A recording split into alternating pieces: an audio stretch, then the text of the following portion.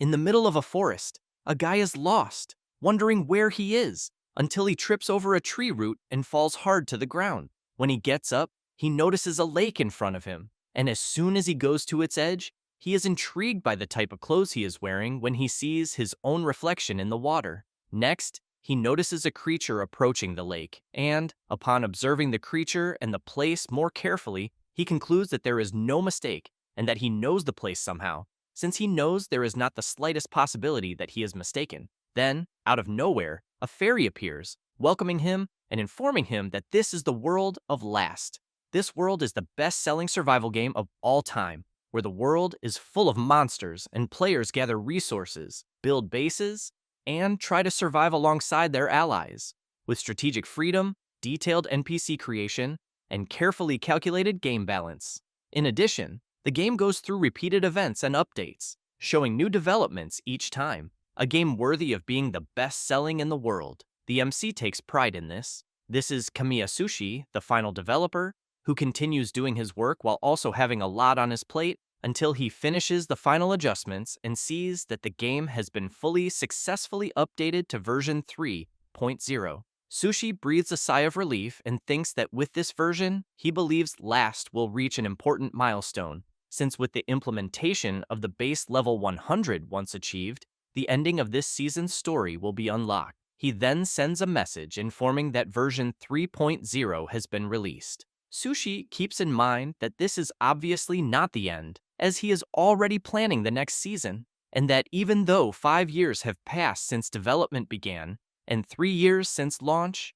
he is still full of ideas, since he is absolutely certain that this game will become even more interesting. A few minutes later, while he returns to work, someone appears asking whether the MC is already finishing up. The MC asks whether Onohara is already there. He laughs and replies that yes, because version 3.0 is finally live, then makes it clear that it was obvious he would fly straight over. This is Onohara Wataru, the guy who handles business and licensing, who then congratulates Sushi since he practically developed almost the entire game by himself, and who, in turn, says that he outsourced the background music and some designs. Wataru emphasizes that even so, he thinks it would normally be impossible for someone to develop a game of such scale alone.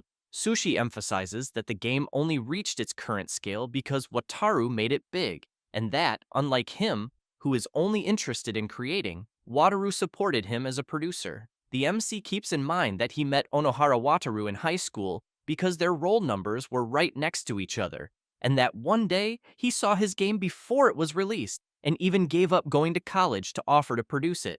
Wataru makes it clear to his friend that his game is truly incredible, and that if it does not sell, he is sure the world is the one that is wrong, especially since the recent user satisfaction survey actually gave the game an extremely high score of 98 out of a maximum of 100. Sushi is intrigued by this score, since it was 2 points short of the maximum. But Wataru tries to cheer his friend up, saying that this is impossible because he thinks there is no game that pleases everyone. But the MC becomes even more excited and says that just by responding to the survey, users show interest at least once, so he thinks it should be possible to make them find it fun. Wataru takes a deep breath and before leaving, wishes his friend good luck with the game's launch. Then he remembers something and asks the MC if he has already signed the previous documents. Sushi replies that yes, and says they are on the desk behind him and that there was not much in the documents, so he will leave the details to him. Wataru takes the documents and, while reviewing each one, laughs and thanks the MC for trusting him. At that moment, a few more people enter the room. Sushi looks back, and Wataru picks up one of the signed documents and, with a very bizarre expression, comments that Sushi has fulfilled his purpose. The MC is confused and soon wants to know what Wataru means by that. He replies that Sushi is truly indifferent to everything except making games. Having said that, he reveals that this is why he managed to steal all the rights to the game Last from the MC. Sushi does not understand and asks what Wataru is talking about, since Last is the game he created, and besides, his friend needs him for future operations. Wataru explains that with the implementation of the base level 100, Last is complete as a game, and that, from a commercial point of view, no additional updates will be necessary. The MC cannot believe this and lunges at Wataru, wanting to know what he knows about it. However, he is quickly knocked down by one of Wataru's guards. Sushi begins to tremble with rage, unable to believe that his idea is being stolen. Then, Wataru says that he knew the MC would not listen to him quietly, and that, because of that, he thinks bringing guards along was the right decision. Having said that, he emphasizes that Sushi's abnormal obsession with last was getting in the way. Wataru comments that his friend kept repeating updates that did not lead the game directly to profit, and that, since his supervision is very strict, they could not even release products properly. And now that the game is complete, the profits of last will be maximized without him. Sushi comments that if he had consulted him, things could have been different.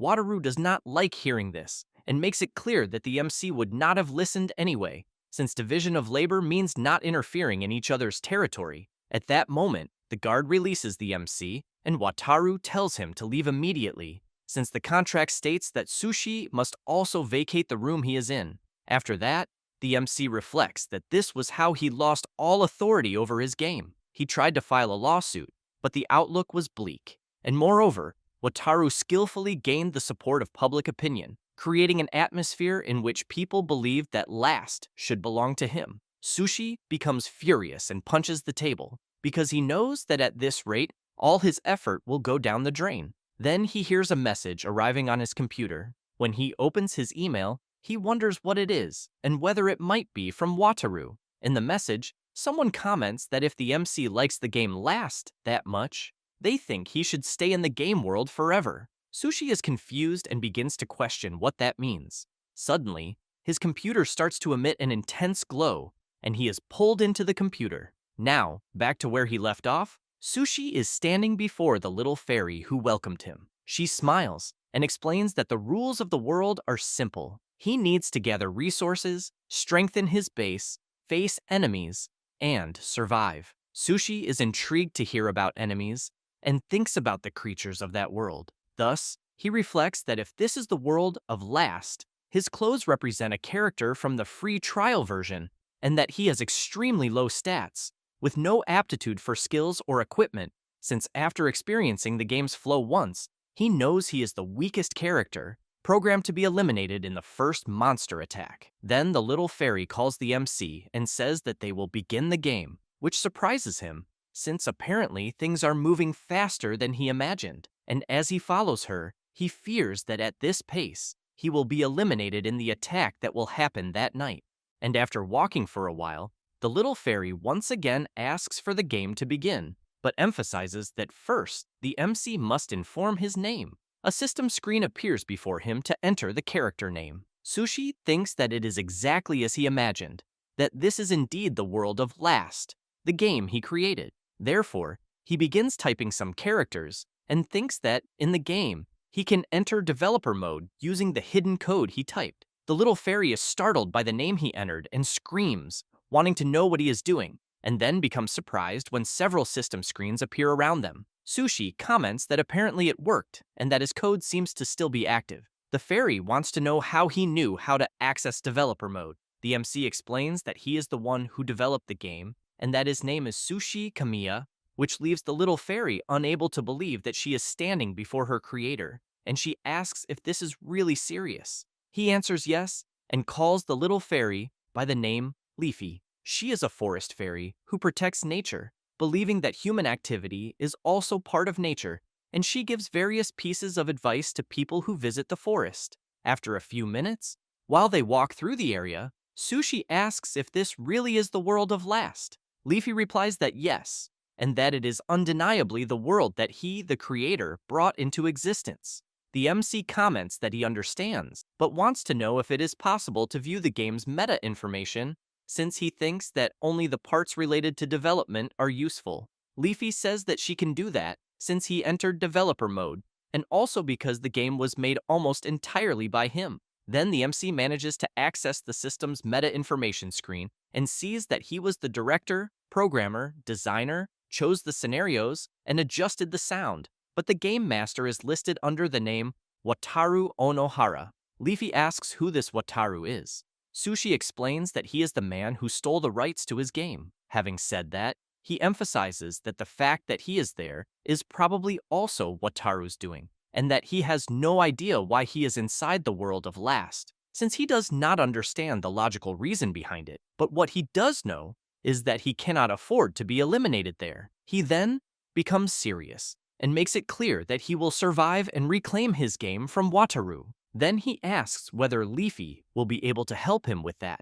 She replies yes, and that she will do everything within her power. After that, the MC teleports near a cabin in the middle of the forest and comments that teleporting to the base is a very strange sensation. Next, he looks around and remarks that the base is still at level 1. Leafy says she is sorry and emphasizes that she could only provide that base. Sushi tells her not to worry because he thinks it is part of the specifications, since apparently, even in developer mode, he can only view the parameters.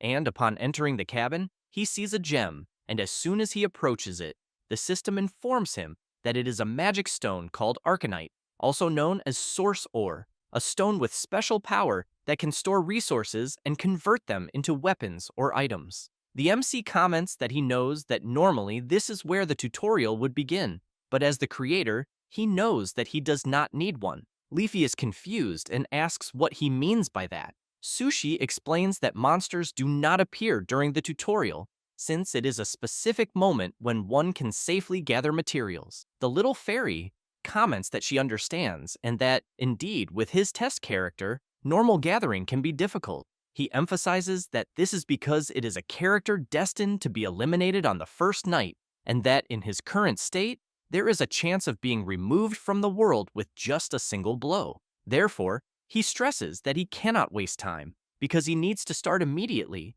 and so he ends up deciding to begin the tutorial. After that, Sushi uses all the materials available up to the tutorial, and even with his eyes closed, he knew exactly where the game's materials and resources were, since he knew there was no time to lose because he needed to prepare for the night attack. A few hours later, Leafy was at the base waiting for her creator, who soon appeared, and she commented that he had done a good job.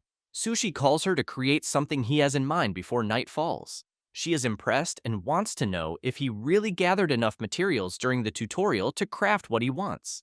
The MC explains that he made the specifications so that it would be possible. Leafy comments that a player who truly managed to do that has never existed so far. After going inside the cabin, they go to the magic stone and begin crafting, which soon starts emitting a glow, and then informs that the crafting was successful, and the MC managed to create a wooden sword and a small wooden barricade. Sushi clicks to accept what he just created, but reflects that, in terms of equipment, he knows what he created is unreliable, since, to begin with, he did not design the test character to be capable of having the complete game. So he thinks that, even assuming the enemies move exactly as he expects and respond perfectly, he knows that the probability of survival is a few % at most, and that normally the person would just be directed to the full version. But since this time the situation he is in is different, he thinks that all that remains is to hope that everything works out in the end. A few minutes later, night arrives and the forest takes on a sinister appearance.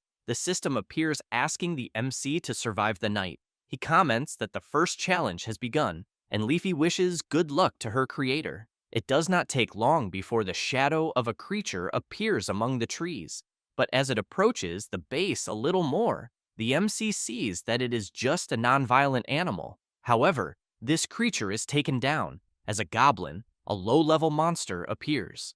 The creature has low intelligence but is aggressive and sometimes attacks in groups and should not be underestimated. Sushi quickly equips his wooden sword. Then he opens his status and sees that his base level is 1. He has 5 points in the attributes: health, strength, speed, and sense, and no special abilities. The goblin wastes no time and leaps to attack the MC, who in turn moves slightly to dodge the attack. Leafy, while watching her creator fight, thinks that he is managing to dodge, even though his attributes should not be sufficient. So she thinks that this is only possible because he knows every parameter of the goblins. The creature continues advancing non-stop, trying at all costs to land an attack on Sushi until the MC moves at the last second, but ends up being grazed on the wrist and thinks that, even knowing what was coming, he could not avoid it, since his speed is still very low. Thus, he decides to counterattack. but the goblin easily blocks the attack,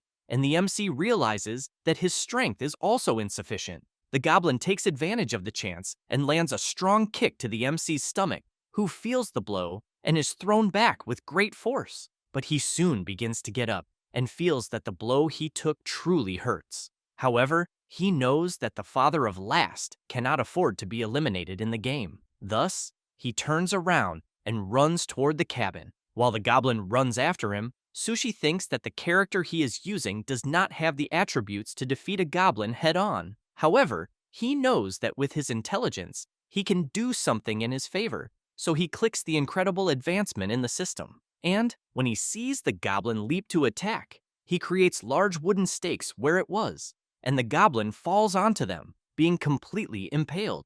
Sushi takes advantage of the creature being immobilized and quickly goes on the offensive, thinking that if he uses an attack with all his body weight, he will be able to eliminate it. He then delivers his attack to the goblin, but becomes quite exhausted from the battle and stares at the eliminated creature in front of him. With that, the system congratulates him for surviving the night. Sushi looks up and comments that he knows the world he is in better than anyone, but that surviving there is desperately difficult. Yet even so, he swears that he will definitely survive. Then he fills himself with confidence and shouts that even from the bottom of the abyss, he will crawl back to the surface and reclaim everything. After that, already on the next day, Sushi is observing his wooden sword and thinking that the texture seems completely real, until Leafy appears and gives a big good morning to her creator and asks if he is going out again to gather materials.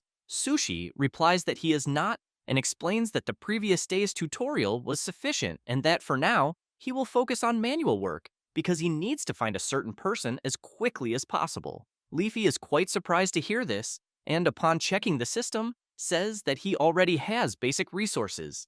The MC thinks that a person can gather various materials around the base, and that the collected materials are converted into 3 types of basic resources and stored in the magic stone, where the first is mana, which is like vital energy, used to train people and generate magic-type items. The second is element, which is necessary to produce physical things like food and buildings. And finally, the third is gold, literally money, since sometimes a person can buy things that cannot be generated. After reflecting on this, the MC activates the magic stone, which soon shows the initial generation, and he sees the mana, the element, and the available crafting. Thus, he starts creating a few things and, before long, manages to obtain a bow, 10 arrows, and a watchtower. Sushi comments that he would like to create more powerful items, but with his current attributes, he knows it is impossible. Leafy emphasizes that the combination he created at least meets the appearance conditions of the character he is using. Next, the MC comments that he now needs allies to help with survival, and especially to get through the 7th day, since that is when the stampede happens, which makes the little fairy scared just thinking about it. Sushi has in mind that in the game, monster attacks basically happen every night, but that the so-called mass monster stampede occurs every 7 days and is at a completely different difficulty level. In addition, he knows that on the night of the stampede, the monsters attack incessantly and that the difficulty is adjusted so that even full version players barely manage to survive, and that even if one survives until day 6, it is theoretically impossible to clear a stampede with a test version character. But on the other hand, he also knows that if a person manages to clear the stampede with the free test character, there will be no need to buy the full version. At that moment, Leafy becomes even more terrified and comments that she thinks that even for her creator, surviving a stampede with a weak character is impossible. Sushi asks what will happen to him if he is eliminated there in the game. The little fairy replies that she does not know, but that eliminated NPCs normally do not resurrect, so she thinks he cannot come out unscathed. But Leafy shouts that even so, she will do everything to help him. However, she emphasizes that she cannot participate in combat due to system restrictions, but that she can give advice, although she thinks the creator might not need it. Even so, she makes it clear that she will work very hard to gather information so that he can survive. Sushi is surprised by her determination and concern, so he thanks her and says that he will be counting on her, but asks Leafy to stop calling him creator and to use only his name. Leafy comments that to her, The creator will always be the creator and laughs. Later, Sushi begins some work around the base. Then he clicks to build the watchtower, and it is soon placed in the location designated by him. As soon as it is built, he comments that it is a bit inconvenient to have to move in order to build things. Leafy informs him that at certain low-base levels, he also cannot place things on the map. Upon climbing the watchtower, the MC is quite surprised, as he has a good view of the surrounding area. While the MC is impressed by the view he is seeing, Leafy comments that everything was created by him. Thus, Sushi reflects that indeed the world of Last is there, and the characters are alive, and that this is precisely why he cannot give up on reclaiming his game. After a few hours, night arrives, and the system informs that the second day's mission has begun, and the MC will have to survive another night. From the top of the watchtower, the MC spots the creatures and warns that they are coming. Having said that, he equips his bow and thinks that on the second night, he has to face two enemies, which is a completely different concept from the battle of the first day. He then readies the bow and comments that this time he will attack first, but he soon realizes that drawing the bow requires considerable strength. Leafy comments that she is sorry, since at his current level, there is no strength increase. He replies that it is fine, because he is responsible for having designed it that way, and therefore cannot complain. Having said that, he fires the arrow, which merely grazes the goblin's face without causing any significant damage. Sushi comments that unfortunately he missed, and Leafy apologizes and informs him that there is still no accuracy increase. While preparing another arrow, the MC comments that the difficulty at the beginning of the game is a specification he himself created and that there is no way to get around it. As soon as he fires the arrow, this time he hits one of the goblins in the knee, causing it to lose its balance. Leafy shouts that he did it and tells him to try again. The MC fires and hits the last goblin squarely. Thus, he takes advantage of the chance and jumps down from the tower. And while preparing another arrow to shoot at the goblin he had hit in the knee, he thinks that he learned from the previous day's battle that even with insufficient statistics, if he can anticipate one step ahead, there are ways to manage accuracy. The goblin tries to hit him, but he manages to dodge the attacks and soon readies his bow. Now, aiming the arrow very close to the opponent, he thinks that accuracy is inversely proportional to distance, and, since there is no way to miss from that distance, he lands the shot cleanly. However, the previous goblin gets back on its feet, but is soon hit again. While the creature is down, the MC slowly approaches, prepares his bow once more, and finishes off the creature. With that, the system congratulates him for completing the second day's survival mission. Leafy is happy that her creator managed to survive. He replies that in a way, yes, but that in the midst of the forest, there is someone watching him closely. The very next day, the MC is gathering some materials he used during the battle. He tells Leafy that he still cannot waste supplies and that he needs to recover the arrows he can still use. The fairy informs him that some fired arrows break at a certain rate, but intact arrows can be recovered and reused. While observing the supplies collected by her master, she emphasizes that there should be 2 intact arrows, but that, for some reason she does not know, there is only one there, although she thinks she has a clue. With that, the system notifies that the recruitment mission has been activated, the mystery of the missing arrow, and soon both of them see several footprints ahead that lead toward the forest. Then, the two decide to follow the tracks. The MC, seeing Leafy far ahead, asks her to be careful. The fairy replies that she is fine, since she cannot interfere with the content of the game, and that it also cannot hurt her. Sushi continues following the tracks left by someone, and thinks that Last has a system where NPCs can become allies, and that, when certain conditions are met during the game, NPCs will wander near the base. And if the person completes the recruitment mission exclusive to each NPC, they will join the group of the person who found them. In addition, from combat to production, NPCs have various areas of specialization and are essential to complete the game. So he concludes that, especially because his life is at risk, he needs allies. Until Leafy calls out to her creator and says that she found something. However, from the top of a tree, someone is waiting for them to fall into a prepared trap, and as soon as she hears the trap being activated, she immediately jumps from where she is and quickly prepares to take what she captured. This is Anamona, the hunter, who is surprised to see that the trap she prepared captured only a piece of wood. Sushi appears behind her saying that they are not enemies, which startles Anemona and makes her retreat immediately. As she runs away, the MC keeps shouting that he is not her enemy, and both of them are surprised and at a loss for words, until the MC says that he did not implement this kind of development in the game. Leafy emphasizes that, since he became a resident of that world, it seems that the game scenario is no longer progressing automatically. That said, she comments that her creator needs to persuade her through dialogue and that she may be wary of him. The MC says that he understands and that perhaps doing this is different from playing,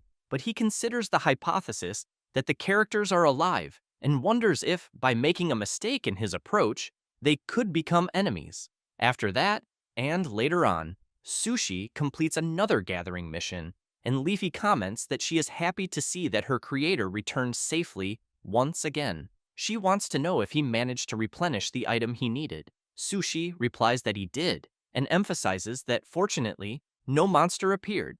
That said, he calls Leafy to create what he had planned before. She wants to know if he thinks it will work. Sushi makes it clear that he was the one who created her character settings, and that, because of that, he believes the method he will use has the highest probability of success. Then, he explains that Anemona is a hunter who lived alone with her father, and that, even after his death, she continued living alone in the forest. And because of that, he thinks that if he can offer her the warmth of human companionship after such a stoic and solitary life, there is a great chance that she will join them. That said, he emphasizes that this is a situation that is not in the game scenario, and that, because of that, he thinks nothing is certain. And, without further delay, he begins crafting. It does not take long, and he creates an iron pot, a ladle, salt, pepper, ground meat, and 2 table utensils. Sushi comments that now he has everything he needs.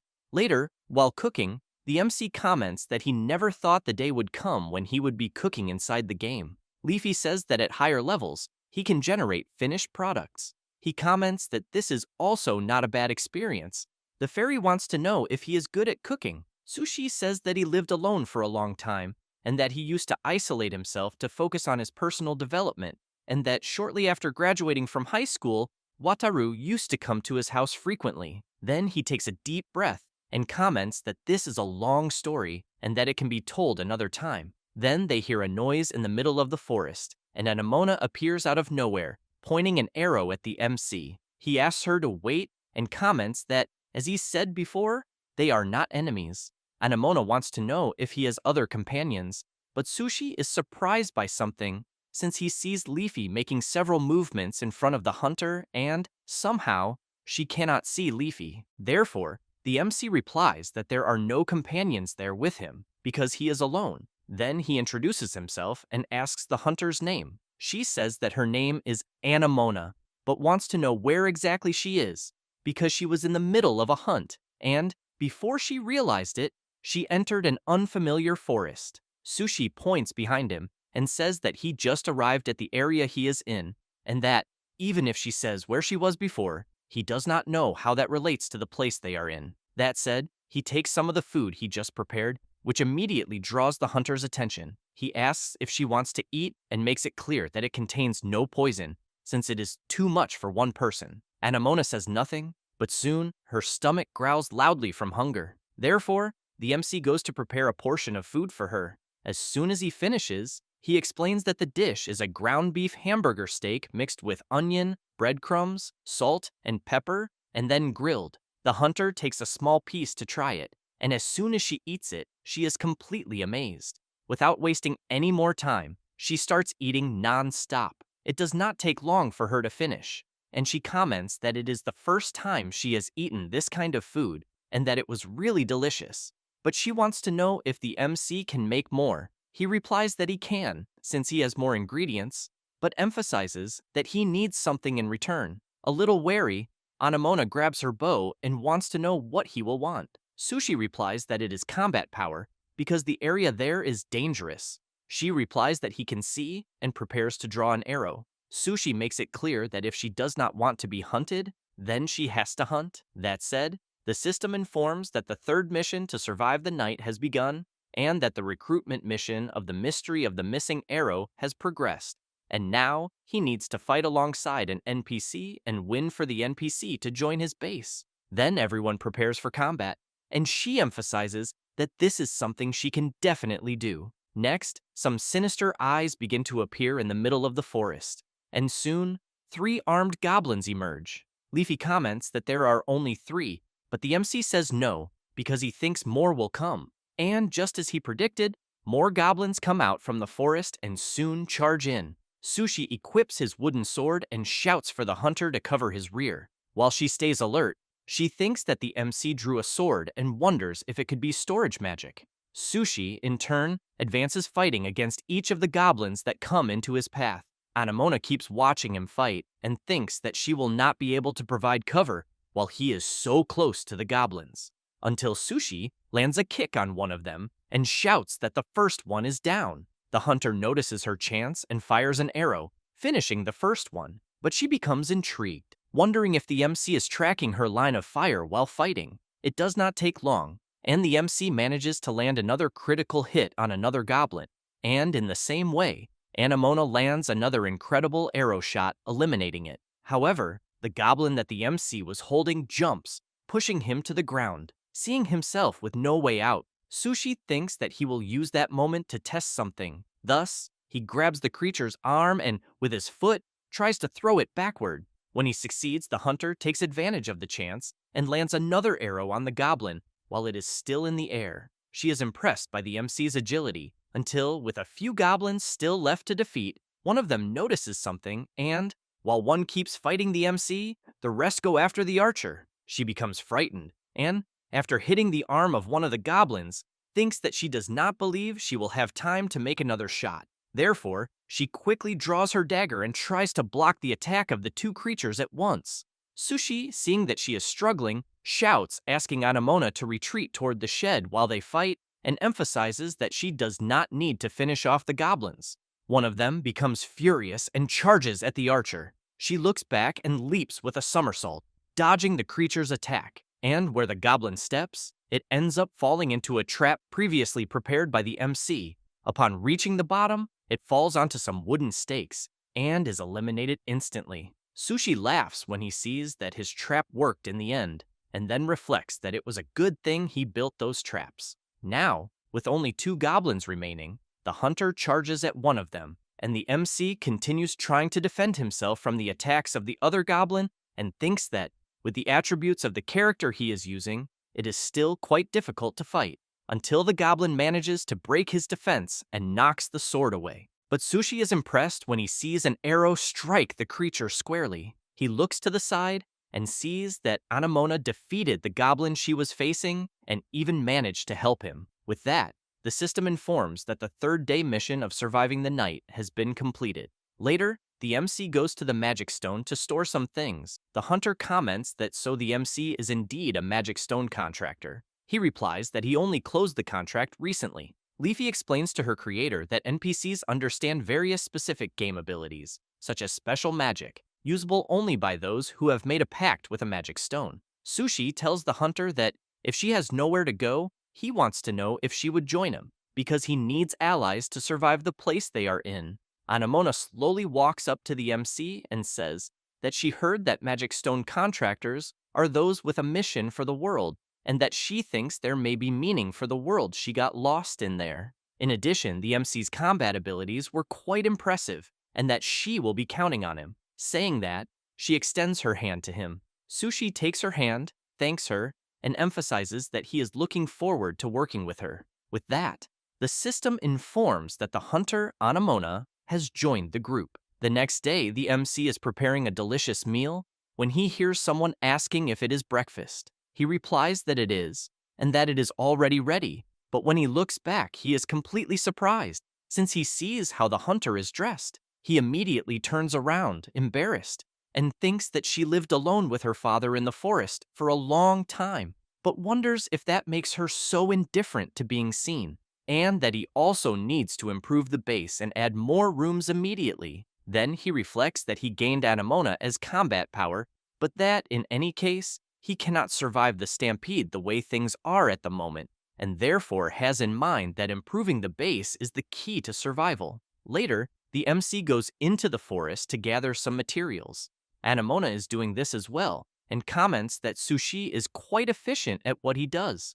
After gathering, everyone returns to the base and the MC goes to the magic stone, becoming intrigued by something. The hunter wants to know what is wrong. Sushi replies that the resources needed to increase the base level are still not sufficient and that they are low on resources. She wants to know what he means by increasing the base level. He explains that if they accumulate enough resources in the magic stone, they can use the stone's power to build buildings and erect barricades. That said, he emphasizes that this is why he asked her to help him gather resources, since where they are, a massive monster outbreak occurs every 7 days, and therefore they need barricades, and also want to increase the base's traps, so they need to be prepared if they want to survive. The hunter comments that she understands and that she will go out to gather once again. Sushi makes it clear that he will be counting on her and that he will try to think if there is any other way. Therefore, he comments to Leafy that if they borrow Anemona's power, who should not even be there at the beginning of the game, there is a chance they can get resources in time, but he thinks it will not be enough. The fairy points out that if they had an increase in the item drop rate, they might have managed it in time. Sushi says that he will think of another way, then asks the fairy to open the full console to developer mode. She replies that it is fine and works her magic. It does not take long, and both of them are surrounded by several system screens. Sushi comments that it would be great if he could adjust the parameters directly, but he knows that would be difficult in system terms, because even if he can adjust them, doing so while the game is live is quite risky, since he keeps in mind that due to the complexity of the game system, various adjustment systems operated by AIs run in real time, and the mechanism ensures that even if there are numerical inconsistencies in the game, the AIs correct them immediately. However, he knows that the only things that can be corrected are inconsistencies that occur within the scope of the game design, and because of that, if many arbitrary changes are made, this exceeds the scope of what the AI can correct and can cause bugs or unexpected malfunctions. However, it is also true that they will not survive the 7th day as things are, so he wonders if there is some method that goes beyond normal gameplay. Until, after thinking a lot, he gets an idea and comments that in the developer functions, there is a way to level up, regardless of the amount of resources. Therefore, he asks Leafy if they can use instant build mode. The fairy is quite surprised by her creator's sudden question. He explains that instant build mode is one of the test functions used during development, and that it allows the construction and upgrading of facilities regardless of the available resources. Leafy gets excited, saying that she understands, and emphasizes that if it is instant build mode, the system's AI will not intervene to correct it. Sushi comments that it is exactly as she said, since the system was built to accept modifications made by the developer. The fairy starts getting to work and comments that since her creator is logged into developer mode, she thinks the API might be open and she will look for it. It does not take long, and Leafy says that she found it. Sushi wants to know if it looks accessible. The fairy comments that she thinks it looks impossible through the console, but that if she dives deep into it, she might be able to. However, the MC shouts asking her to wait because it can be very dangerous. Leafy does not listen to her creator and enters the console. Looking around, she concludes that this is the API access point. Then she starts tinkering with the system to make her changes. And while she does that, a black AI appears behind the fairy. Upon noticing it, she turns around and soon becomes confused by what she is seeing. Suddenly, the AI starts absorbing all the data around. The fairy tries with all her might to escape, while wondering if the maintenance AI thinks she is a bug. But she tries again to make the changes, before being absorbed and corrected by the AI. A few seconds later, she gains access, and before the maintenance AI could reach her, she exits the system at the last second. Sushi wants to know if she is okay. Completely shaken, the fairy says that in a way she is, but that she was almost deleted by the maintenance AI. The MC says that he already imagined that, because her entry into the system is not normal behavior, and that the system probably recognized her as a bug and tried to exterminate her, which leaves her completely stunned to know that she could indeed have been eliminated. Then, The MC wants to know if it is possible to take a peek at the system through the console, but emphasizes that she does not need to enter. Leafy replies that it is, and by putting only her head in to take a quick look, she is frightened when she sees the number of maintenance AIs that have appeared. As soon as she returns, she says that the maintenance multiplied. Sushi comments that he understands and that apparently accessing the same API again seems difficult. Leafy apologizes to her creator, but he makes it clear that it is not her fault, since this is proof that the system is operating normally and that, in fact, he feels sorry for making her go through something so dangerous. That said, he emphasizes that he is glad to see that she is safe. Next, the system asks whether the MC will proceed with increasing the base level through instant build mode. Later, Anamona, upon returning from her task, is quite surprised since she is seeing the new constructions made at the base. Sushi goes out and opens the door of the shed and sees that the base is now level 3. The hunter comments that the magic stone he uses is indeed something incredible. Sushi emphasizes that although this does not mean they can do anything at any time they want, she should feel free to use whichever cabin she wants. However, the MC makes it clear that she must decide which cabin she wants immediately. Anamona is intrigued and asks why. At that moment, a bright beam of light descends forcefully from the sky in the middle of the base, and some silhouettes begin to appear within the light. The hunter is quite surprised, and the MC replies that it is because they will soon run out of cabins. That said, several people begin to appear from the light that fell from the sky. Anamona wants to know if the people she is seeing were teleported there. The residents who just arrived are somewhat shy. The hunter finds this strange and soon prepares to draw her dagger. Aesol immediately steps in front of her mother to protect her. The MC asks Anamona to calm down and then looks at the people in front of him. Then, he takes a deep breath and asks everyone to listen to him, introduces himself, and says that he has been living there for a few days before they arrived. That said, he explains that the base there is surrounded by a forest where monsters appear and that at night, these monsters attack the base. Therefore, he makes it clear that to survive there, he needs everyone's cooperation. The residents start talking among themselves until the old man Sylvan steps forward and asks if the MC also arrived there recently. He replies that yes, and says that he was guided by the magic stone. Sylvan, upon hearing about the magic stone, comments that he has heard some stories about it, but that he never imagined the day would come when he would be called by the origin ore while still alive. At that moment, Wald shouts, asking everyone to wait a bit, because they cannot simply take seriously what a stranger is saying. Then he comments that somehow it does seem true that they were teleported by magic, but that the MC could also have done it just to kidnap everyone. Sushi, seeing Wald wanting to leave the base, asks where he thinks he is going. He says that first, he is checking the surroundings. After all, he does not know if it is true that monsters appear. That said, he asks for half the people to stay there and for the other half to follow him. Sushi asks Anamona to protect the women who stayed. She wants to know what he will do. Sushi points to the others and says that he will protect them. A few minutes later, they head into the forest. The MC asks them not to go too far, but Wald and the others do not care. Sushi keeps in mind that the area around the base is a stage for gathering resources, but it is also a danger zone where monsters appear day and night, and that due to the game system, a person cannot travel to another base even if they leave their own, since it is a mechanism where stronger monsters appear the farther a person is from the base, limiting player movement, until they come across some horned rabbits. And Wald wants to know if by any chance these little creatures he is seeing are the ones that attack the base during the night.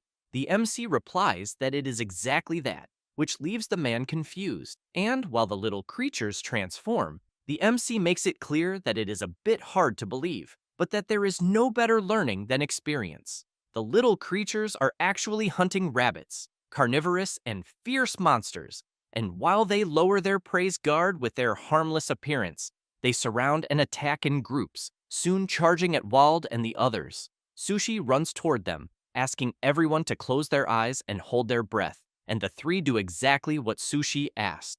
The MC takes 3 units of pepper from his inventory and throws the containers in the direction where each hunting rabbit is.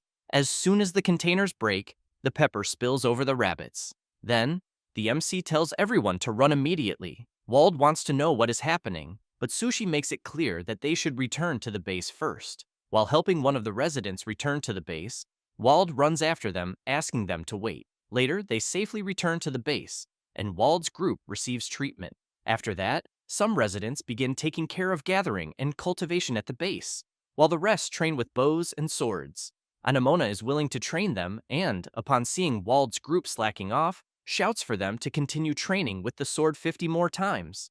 One of the residents comments to Wald that he thinks he is quite motivated. He replies that fists are not enough to defeat monsters and swears that he will win the next time he encounters one. The MC, on the other hand, just watches from afar as Azel trains non-stop, until Leafy appears saying that she thinks it is good for them to have more allies at the base. Sushi simply replies that he thinks so too, and while he continues watching Azel push himself, the fairy wants to know if there is something wrong, until she notices the MC watching the child in front of him attentively. Sushi keeps in mind that in the early stages of the game, events and guide characters are established, so that the player understands the rules of the game world through natural flow, and that Azel is a character created to convey the fact that NPCs who are eliminated do not come back to life, since during a certain monster attack, Azel is destined to lose his life in the fight, and that by witnessing the pain of the boy's mother, the player learns that each NPC is an irreplaceable existence. While he continues watching Azel train with such dedication, he knows that even so he will soon be eliminated, but wonders whether he has the power to change fate. A few hours later, the villagers have set the table and are making food, and the others are returning from training. Wald sits on a chair and comments that because they have been training so much, he is starving. Then a woman arrives with the food but warns him that it is very hot. Lila calls the MC and the others and asks them to help themselves as well. The huntress wastes no time and quickly sits down to eat, and so everyone gathers around the table to eat the delicious food. Azel asks Miss Anemona how her sword training went. She replies that it was not bad, but points out that he needs to improve with the bow and arrow, which leaves him a little disappointed. Sushi, watching them talk, has in mind that the boy Azel is an NPC in the game, created to help players understand the rules of last, and that, even if players do not send Azel into battle, the boy, who is overly confident, will advance into combat anyway and lose his life. Then, players truly realize that NPCs do not revive. Wald starts joking with Azel, saying that it looks like he is finally joining the adults, but the boy's mother asks Wald not to encourage him. Azel immediately turns around, indignant at his mother, and says that monsters are always attacking and that, because of that, he needs to become strong enough to fight. Lila makes it clear to her son that he does not need to fight now, since that should be left to the adults. But Azel shouts that he wants to protect everyone and asks if his daddy was not strong too. Lila replies that his father was indeed strong, but emphasizes that he never confused recklessness with courage. The MC thinks that the boy's mother is right, because recklessness and courage are not the same thing, and that, to prevent Azel from being eliminated, he needs a new strategy, one that is made of courage and supported by a calculated gamble. As soon as they finish eating, Sylvan asks them to stop this conversation for a moment and makes it clear to Azel that he is still a child and cannot fight like an adult. Then, just as his mother herself said, he should not confuse courage with recklessness. Not liking being contradicted very much, the boy lowers his head and replies that he understands. At that moment, the MC becomes thoughtful upon hearing some villagers comment that they need to work together to protect the village, while others comment that this is not their village. Then the old man notices the MC looking a bit distant and asks if something is wrong. Sushi apologizes and says that he was just distracted by his thoughts. Next, the old man asks the MC if there happens to be any sake in the village. Wald finds this strange and questions Sylvan about whether this is something to discuss before a battle. The old man bursts into laughter and replies that he is doing this precisely because it is before the battle, since he does not want to be eliminated sober. Wald makes it clear that this is a useless resolution, but the MC comments that if they survive that night's attack, they will make a proper toast. Leafy is confused and asks her creator what that is. Sushi looks at the villagers and explains that it is because they are all alive, but that he is the one responsible for having thrown them into a brutal survival test. However, he emphasizes that this is indeed necessary to make Last the best game. The little fairy agrees with her creator and points out that, without him, they would not even exist. But the MC does not like this idea of being their creator very much, because just thinking about becoming a careless god who creates things and then shirks responsibility already makes it clear that this is really not what he wants. After that, the afternoon begins to draw to a close. Sushi gathers the villagers and says that the monsters will attack again that night, and that, because of this, they will review everyone's positions and prepare. Having said that, he begins by stating that, first, the people who will not participate in combat will keep watch around the base, since the monsters usually come from only one direction, but that they cannot let their guard down and therefore must split up and monitor the surroundings. Second, the people who know how to fight, the 3 most skilled with bows, will form an archer unit under Anamona's command. The rest will pair up, using swords and moving constantly. With that said, he explains that one pair will guard the front of the archery unit and that Wild and the others will be on the front line with him. The big guy gets excited, saying that he will finally have his revenge. However, he wants to know who the MC will form a pair with. Immediately, Sushi looks at Aesel, which leaves the boy and the other people unable to believe the MC's decision. Aesel's mother steps forward, asking Sushi to wait a second, and comments that he cannot throw her son straight into battle. The MC crosses his arms and comments that he understands how she feels.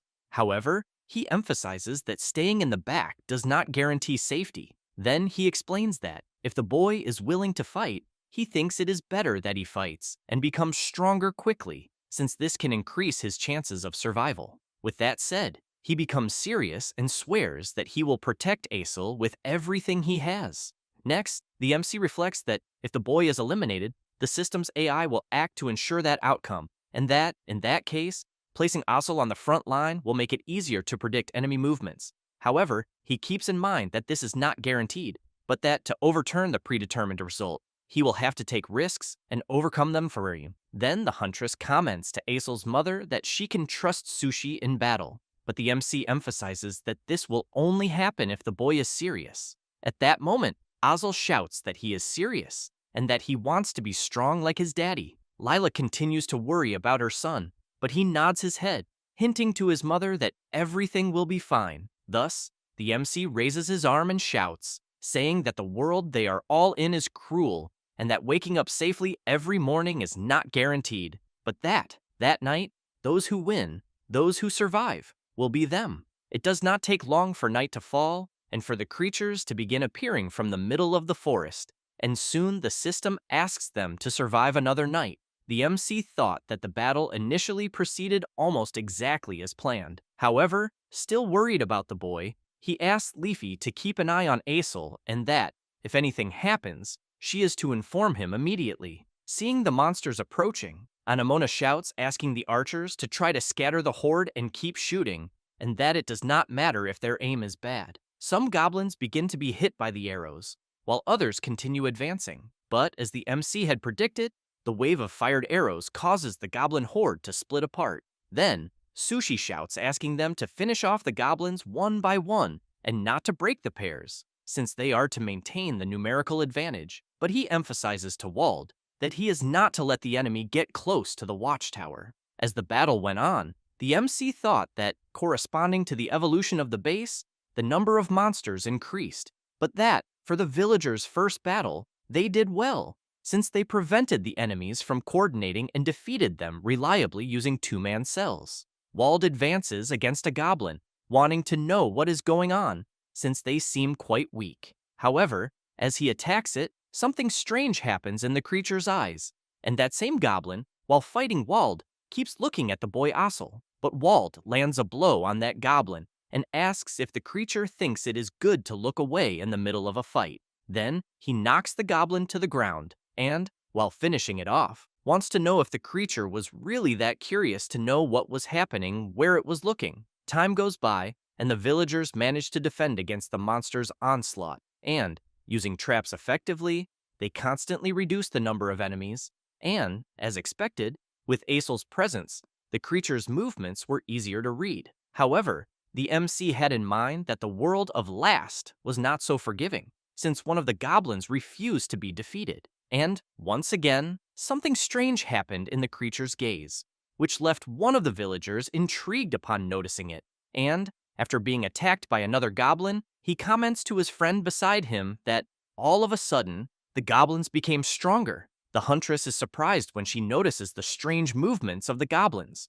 Then, she jumps from the watchtower, saying that she will be counting on them because she needs to help on the front line. While the MC is fighting one of the goblins, Leafy is behind with Aesel and always on alert, until Sushi hears her shouting, telling him to watch his back. Aesel is knocked down by one of the goblins, but the MC shouts for the boy to try to get up as quickly as possible. However, Aesel sees a very sharp dagger pointed at one of his eyes and becomes very frightened. Then an arrow hits the goblin that was holding the boy squarely. The arrow was fired by the huntress from very far away, but the goblins do not care in the slightest about the huntress and soon turn their attention back toward Aesel. Anemona does not like this at all, because the creatures did not go after her, since she has in mind that this is unthinkable considering the habits of goblins. At that moment, Wald appears delivering an attack on one of the goblins, and with his other hand, tries to hold the other creature while laughing and saying that he would never accept losing to a mere goblin. However, due to the goblin's sudden increase in strength, the creature he was holding throws him away. Now the goblin is right behind the boy and soon lunges forward. Aesel cannot move because he is trembling greatly with fear. Then Sushi steps in front, blocking the goblin's attack, but ends up on his knees when he realizes that the creature's strength does not seem normal. So he wonders if this could be a system intervention to guarantee Aesel's elimination. The goblin takes advantage of the MC being distracted and lands an attack on his shoulder with its sharp claws. The commotion does not stop, and soon another goblin appears to attack the boy, but this time, Anemona appears, striking the creature with her sharp dagger. However, the goblin refuses to be defeated and tries to get up. Wald appears and lands a solid punch on the goblin, slamming it hard into the ground. The big guy laughs and emphasizes that humanoid monsters are great because they are very easy to punch. The huntress notices another goblin trying to stand up and charges at it with everything she has, and the MC shouts for Anemona and Wald to try to draw the goblins away from the boy. The big guy falls on top of the goblin, throwing several punches, and says that it is easier said than done. Then he becomes very startled when he sees an arrow hit the goblin squarely in the head. Anemona asks Wald to remember what the MC had asked. Next, Sushi asks Aesel to strike the head of the goblin he is holding. The boy is afraid, but the MC says that this is the turning point of the boy's destiny, and that, if he wants to live, he must fight. Then asks if Aesel does not want to be strong like his father. Thus, the boy grips the sword firmly and delivers an attack exactly where the MC had indicated. Sushi takes advantage of the opportunity and finishes off the creature, which falls stiff to the ground. Sushi comments that Aesel did a good job, and as they advance, the MC comments that the battle is already almost over. They head to where Wald and Anemona are fighting, and another villager joins the battle as well. After several hours of fighting, they manage to eliminate all the goblins. Sushi raises his sword high and shouts that they have won, which leaves everyone excited about the victory. With that, the system informs them that they have successfully survived the 4th night. Lila is happy to see that her son is well, so she runs to him and hugs him tightly. The MC watches the two of them embracing and thinks that somehow he managed to reverse Aesel's destined elimination, and that he will also overcome the monster stampede of day 7 without letting anyone be eliminated. On the following day, Sushi manages to raise the base to level 5. Wald checks the new defenses and comments that they are indeed incredible. Sylvan wants to know if this is the power of the magic stone, and the MC replies that it is. Then he explains that monsters defeated in battle and items collected in the forest are stored inside the magic stone as resources, and that, in exchange for the stored resources, they can use the power of the magic stone to upgrade the base. In addition, as the base becomes stronger, the limits of their attributes under the protection of the magic stone increase. Wald does not understand very well and asks what that means. Anemona comments that it means that the stronger the base becomes, the stronger everyone there can become. But the MC emphasizes that this does not mean a person will become stronger by doing nothing, since they merely become capable of growing. and that without training or experience, nothing changes. With that said, he calls everyone to have breakfast, because training will begin as soon as they finish. Sushi reflects that, thanks to the base level increase with instant construction mode, they managed to secure personnel and equipment far beyond what is normal for the beginning of the game, and safely survived the 2 attacks that followed. In addition, each NPC evolved, and their teamwork became smoother. Azel's growth, in particular, was remarkable, since the AI did not focus its attacks on the boy after that, and he became a capable combat asset. And finally, the 7th day arrived, and they were about to face the first monster stampede. But before that, the MC was checking the equipment, observing each sword, until Lila appears calling him to have breakfast. He thanks her for the reminder, but continues what he was doing. She wants to know what he is working on, and Sushi explains that he is organizing the low-durability weapons, since the stampede will finally be that night, and that if the swords break during battle, it will be disastrous. With that said, he ties some red ribbons on a few swords that appear more worn and comments that this should solve it.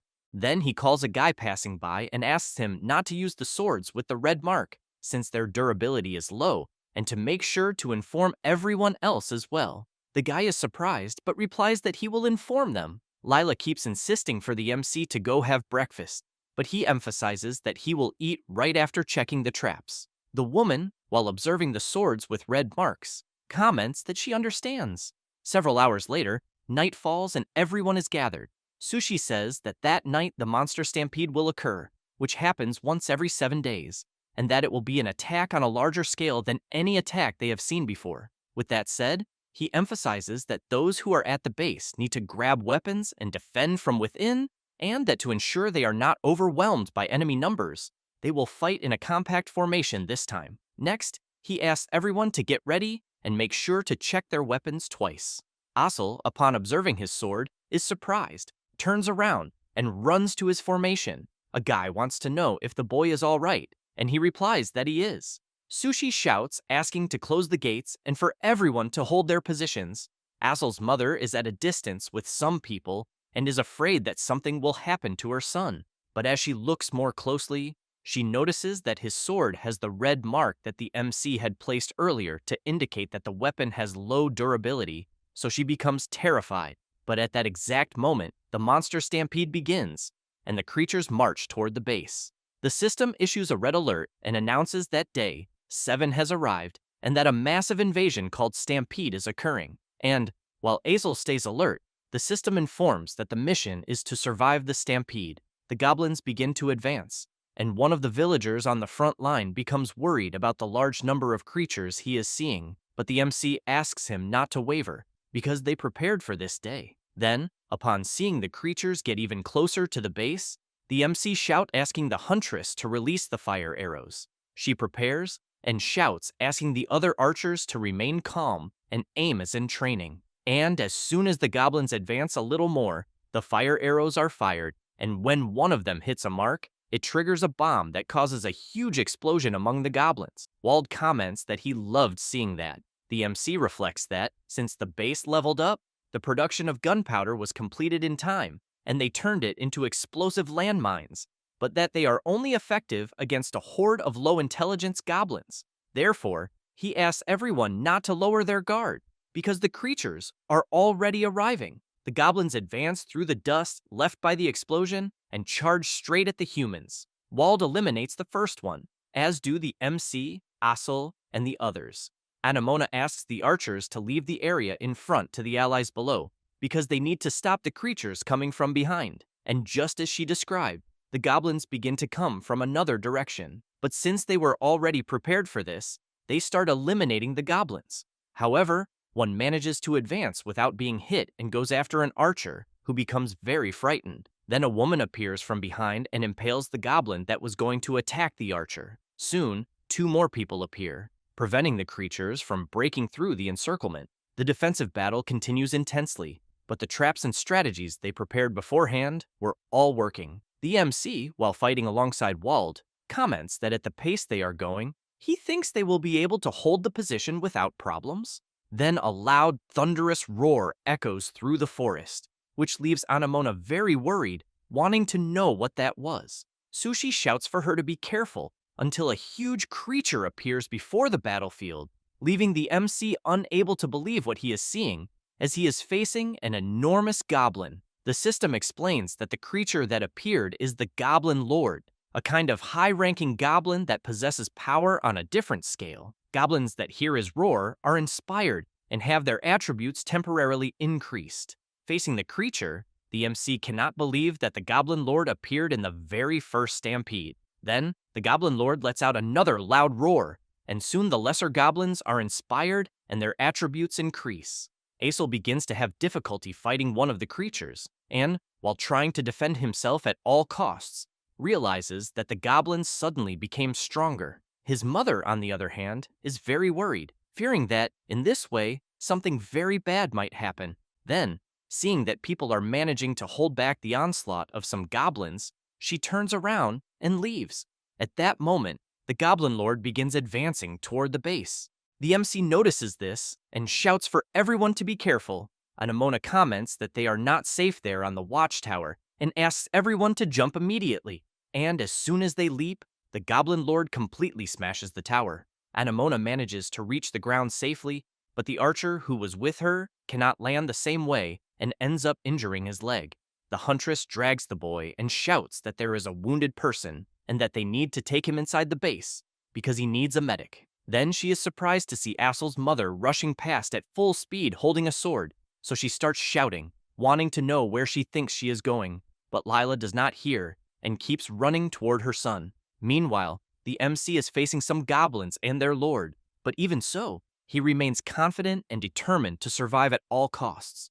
Meanwhile, Lila is desperately running to deliver the sword to her son when she is surprised to see a goblin in front of her staring at her. She does not think twice and charges at it, but the hunter, from a distance, lands a direct arrow shot on the goblin. Then she goes to Aesol's mother and asks what she thinks she is doing. Desperate, Lila shouts that she needs to deliver the sword to her son because the sword he is using has low durability. Anemona makes it clear that she will deliver the sword and tells her to go back. But at that exact moment, another goblin charges at Lila. The hunter is faster and eliminates the creature with another precise arrow. However, looking around, she comments that apparently there is nothing else to do but that she will hold them there. While Lila runs to deliver the sword to her son, Anemona tries to clear a path with her arrows. Lila keeps running and thanking the hunter profusely. Anemona sees that the boy's mother managed to get past the creatures, but is now surrounded by several goblins. So she thinks she is in a very complicated situation. Elsewhere on the battlefield, Wald and his partner are fighting non-stop and comment to each other that the goblins are suddenly getting stronger and stronger. Then Wald hears a loud noise coming from the direction of the watchtower and shouts, asking what is happening over there. The Goblin Lord and the other creatures begin to approach the MC, and the man, who is with Sushi, becomes frightened when he sees the size of the creature in front of him. The MC explains that a Goblin Lord is a high-level type of goblin, and that it should not be appearing in this seventh-day wave. From a distance, Aesol sees the enormous goblin attacking the others and shouts that he needs to go support them. The MC and his partner, while facing the lower goblins, do not notice the enormous Goblin Lord preparing to attack them. Then, Sushi realizes what is about to happen and shouts for his partner to be careful. But the creature's blow is so strong that it cracks the ground where they are and throws the MC's partner far away, along with several goblins that were around the impact area of the creature's attack. Sushi cannot believe that the enormous goblin was capable of attacking its own allies as well. As soon as his partner falls to the ground, he quickly reaches him and tries to protect him until he gets back up. Then, he asks if he can stand. At that moment, Aesol and his partner arrive to help the MC and his partner, but the Goblin Lord does not hesitate and already prepares another attack. Aesol is frightened and shouts, warning that the creature is going to attack again. The Goblin Lord swings his club. Sushi pulls up his shield to try to defend, but he is surprised by something, and when the Goblin Lord attacks, the MC manages to return the very attack back at the creature. Aesol and the others are impressed by this. The boss, however, becomes furious. Sushi takes advantage of an opening and attacks the creature. Then, he reflects that a perfect defense, synchronized with timing, is a success, since he knows it is a common technique in games. but executing it in real time is frightening. At that moment, the Goblin Lord becomes even more furious and lets out another shrill roar that echoes throughout the entire battlefield. One of the goblins tries to attack the MC from the side, but Asel appears, blocks the attack, and tells Sushi to leave that side to him because he will protect it. The MC's partner comments that he will leave the big one to him and that he will help Asel prevent the lower goblins from trying to interfere, but makes it clear that he needs to do it quickly because he thinks they will not last long. Therefore, Sushi charges straight at the boss with everything he has and thanks his partners. As he gets close to the creature, he quickly runs to the right side, but the Goblin Lord does not hesitate and attacks. Sushi blocks with his shield and thinks it will be bad if this turns into a war of attrition, since he needs to reverse this situation somehow. Then Leafy appears calling out to him, and Sushi shouts asking her to show the random number generation console. She is confused by the sudden request, but replies that she will do it. It does not take long before she informs him that it is ready. Sushi sees on the system console that random number generation is active, and that AI balancing is also active. Leafy asks what he is checking. The MC explains that the random number generation modifier is active, and that the generation AI is overloaded, and because of that, he can use all critical hits. The little fairy asks what that means, but the Goblin Lord grows even more impatient and shouts loudly once again. Sushi explains that a critical hit is an attack that ignores the opponent's defense and deals double the normal damage. However, he knows that this was practically impossible, even in test games, since random numbers are numbers generated randomly, almost like rolling a die to deal with probabilities within the game, and that this process is called random number generation. However, he also knows that last's random number generation system has a bug that was postponed for later correction, in which, if a person blocks an enemy's attack 15 times in a row, the AI tries to adjust the random number generation system because the attacks are not landing enough, but in return, this adjustment overloads the related memory, causing the random number generation system to freeze, and, as a result, temporarily all attacks become critical hits. Hearing this leaves Leafy very surprised, since she had no idea that something like this could happen,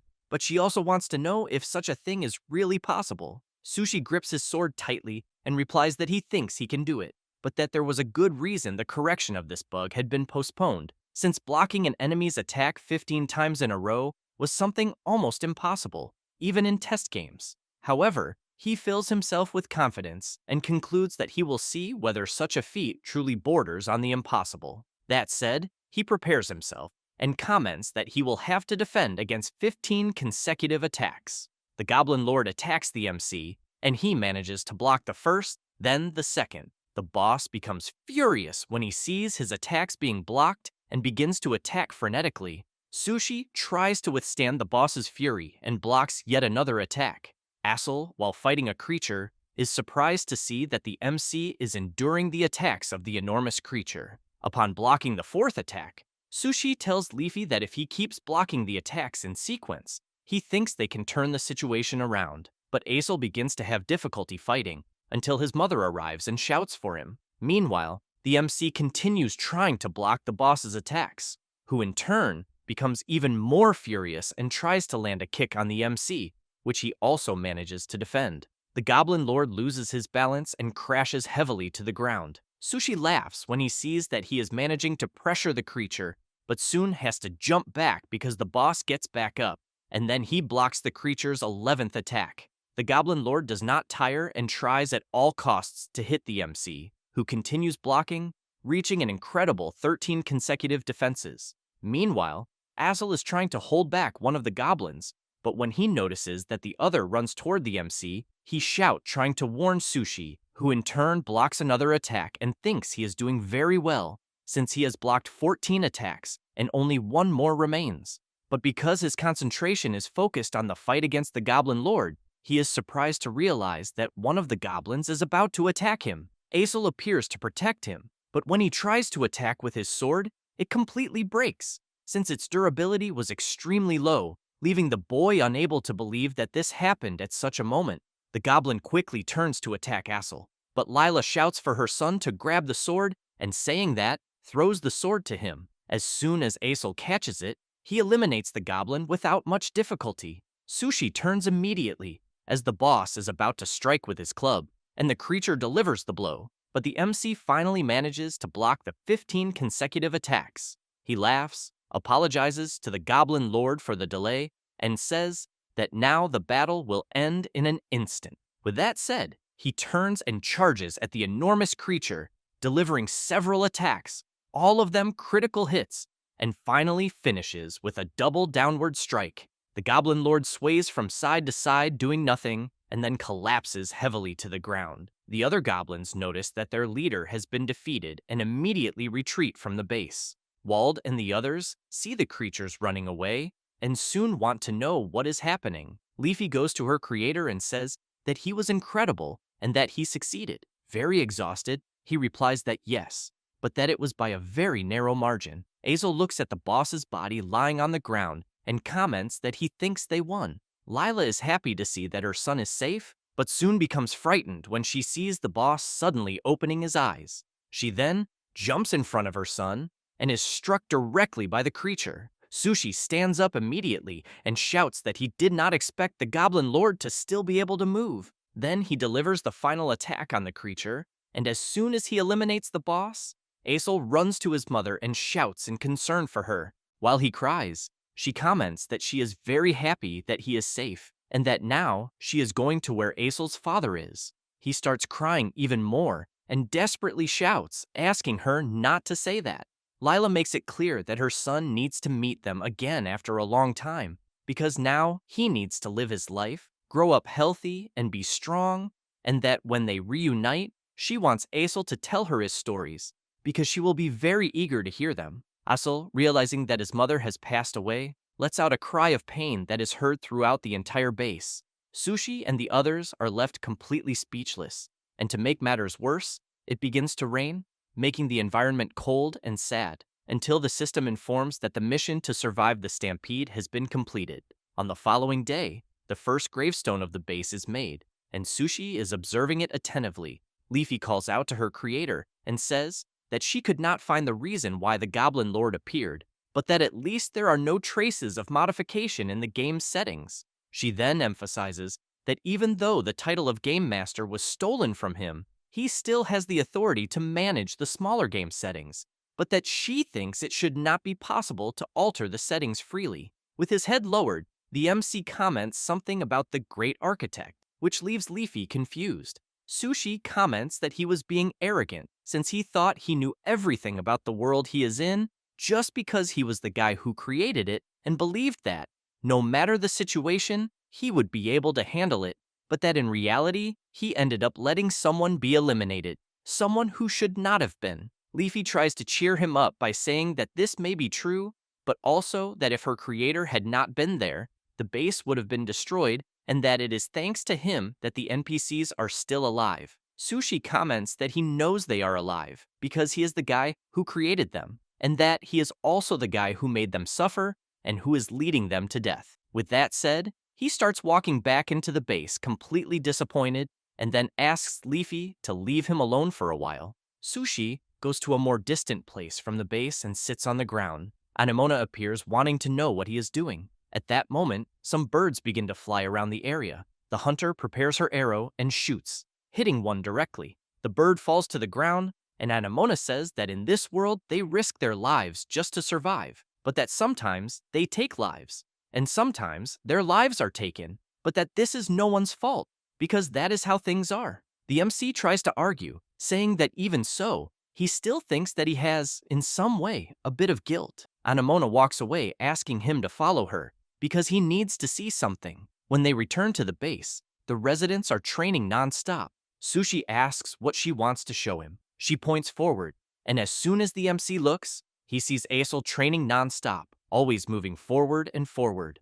Anemona says that the boy has been doing this since the funeral that morning, and the MC is surprised.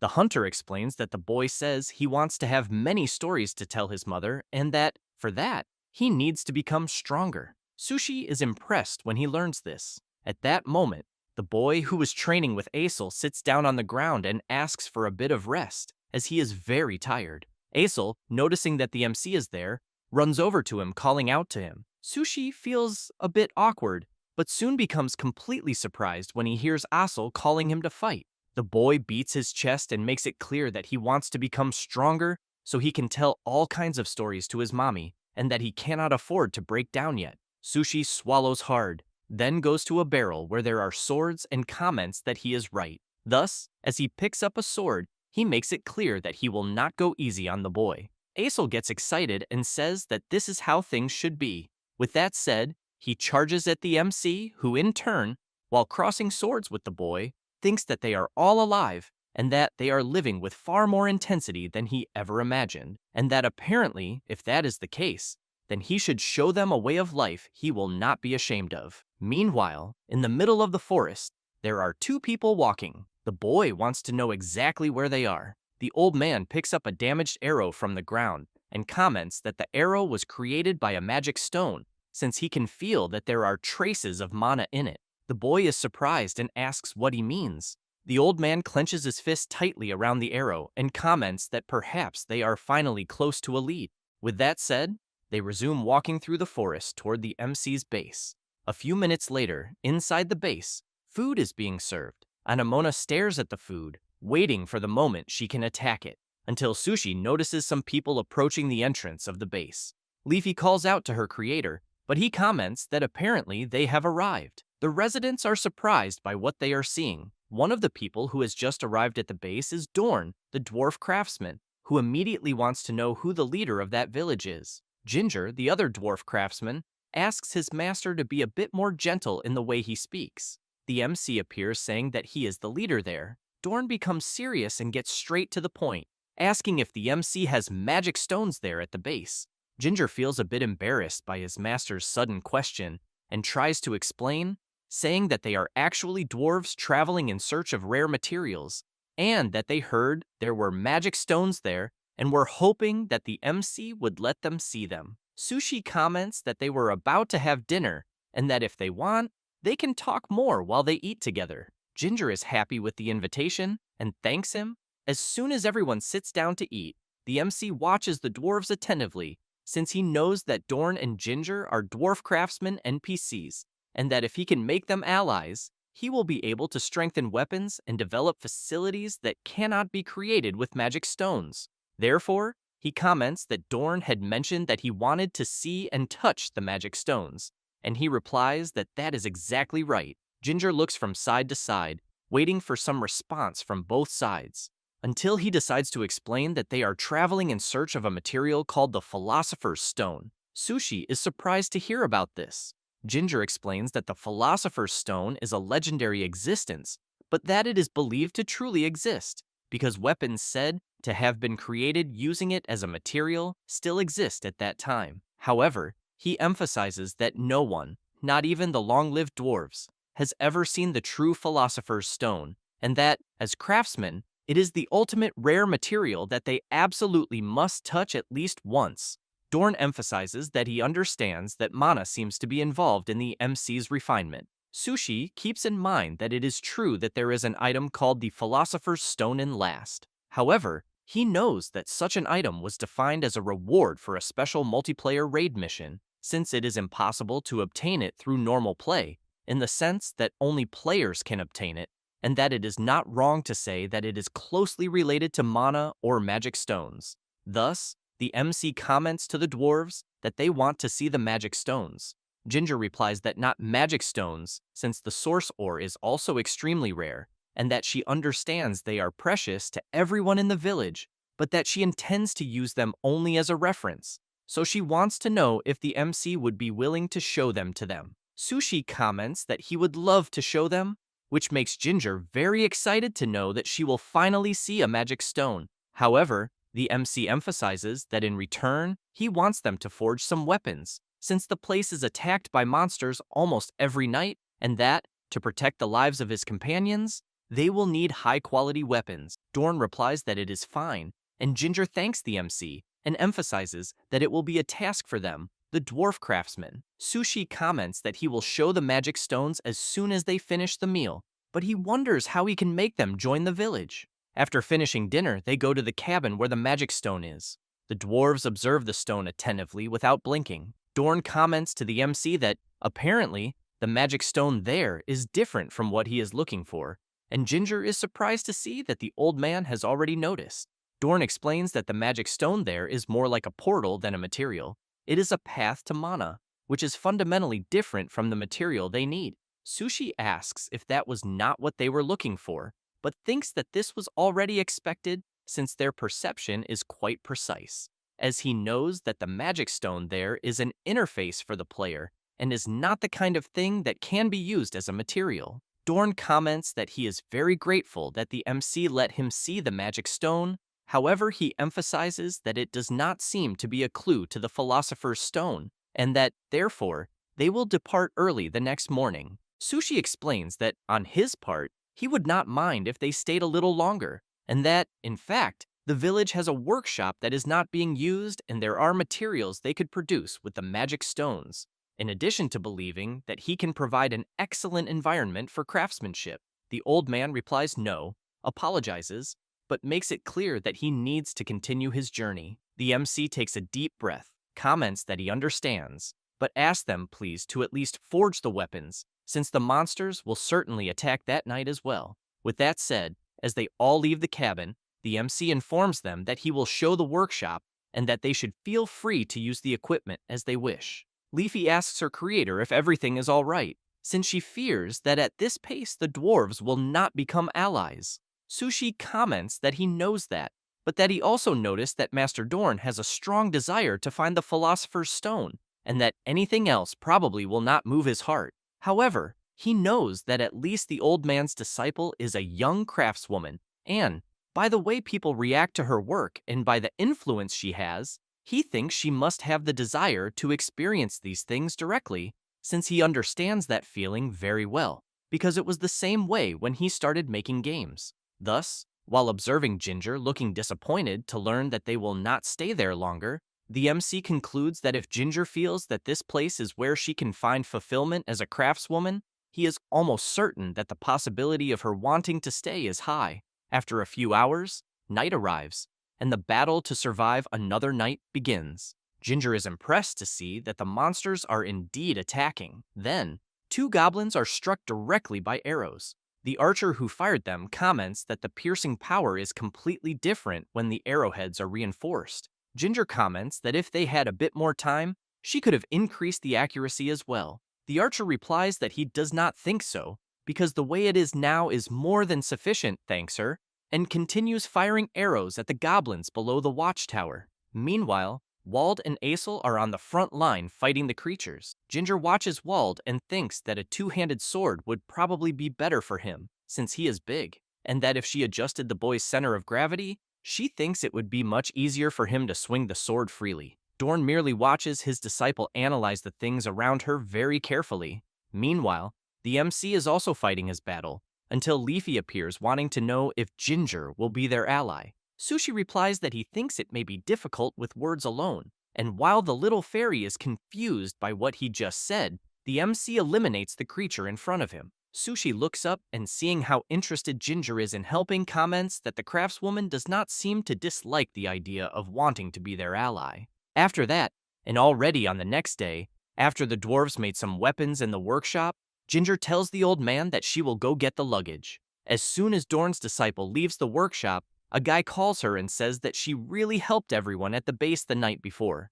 Another resident appears saying that, thanks to her, he thinks defeating the enemies was very easy. Ginger feels embarrassed, but says she is happy to have been able to help in some way. After the residents leave, Ginger feels very happy for having been recognized, until Aesel and Wald appear. The big guy comments that his sword, which she improved, has a really nice cut.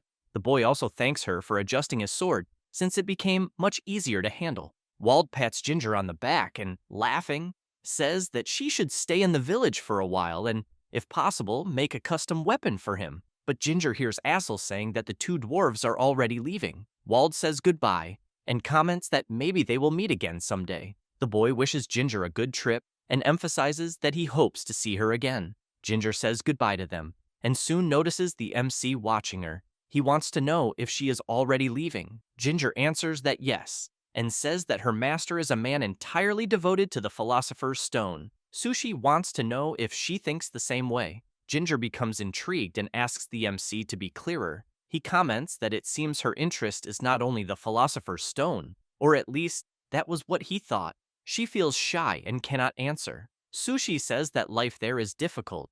Monsters attack every night, and even though they have magic stones, resources are not exactly abundant. Besides that, they are already short-handed, and that is exactly why the combat power of a single person makes a huge difference. So he emphasizes that the village needs her, since her abilities are directly linked to the life of every person there. Therefore, the MC extends his hand and asks her to stay in the village and join them. She still does not know what to answer, until Dorn appears thanking the MC for everything. Then he says that the preparations are complete, and they will already be departing. Ginger feels shy for a brief moment, but calls her master and says that she intends to stay in the village. He looks back and asks if she is serious. Ginger answers that yes.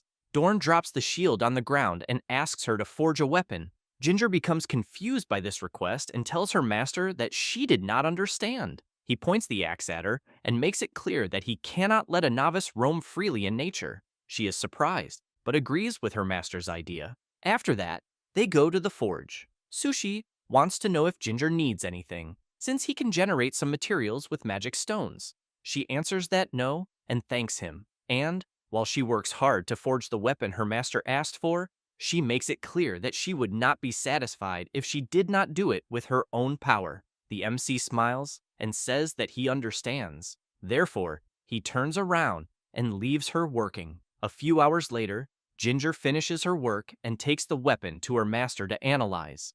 Dorn takes the sword from her hand and keeps observing it, but soon returns the weapon and emphasizes that this is not the way he aims for. Then he explains that second-class blacksmiths work looking at the goal and that first-class blacksmiths work looking at the person. Having said that, he looks at Sushi and emphasizes that, if that is the case, this should show where her gaze is fixed. Then he points out that he has his fire and she has hers, and that is why she must remember well not to let her flame go out and to follow her own inner flame within her. Ginger is impressed by her master's words, but the MC asks Dorn if that means she passed. He simply turns around and leaves, asking Sushi to just take care of Ginger. She keeps looking at the sword she forged and thinking about her master's words. Sushi feels happy to know that he gained another new ally and, on top of that, a dwarf artisan. Meanwhile, the old man continues on his path in search of the Philosopher's Stone.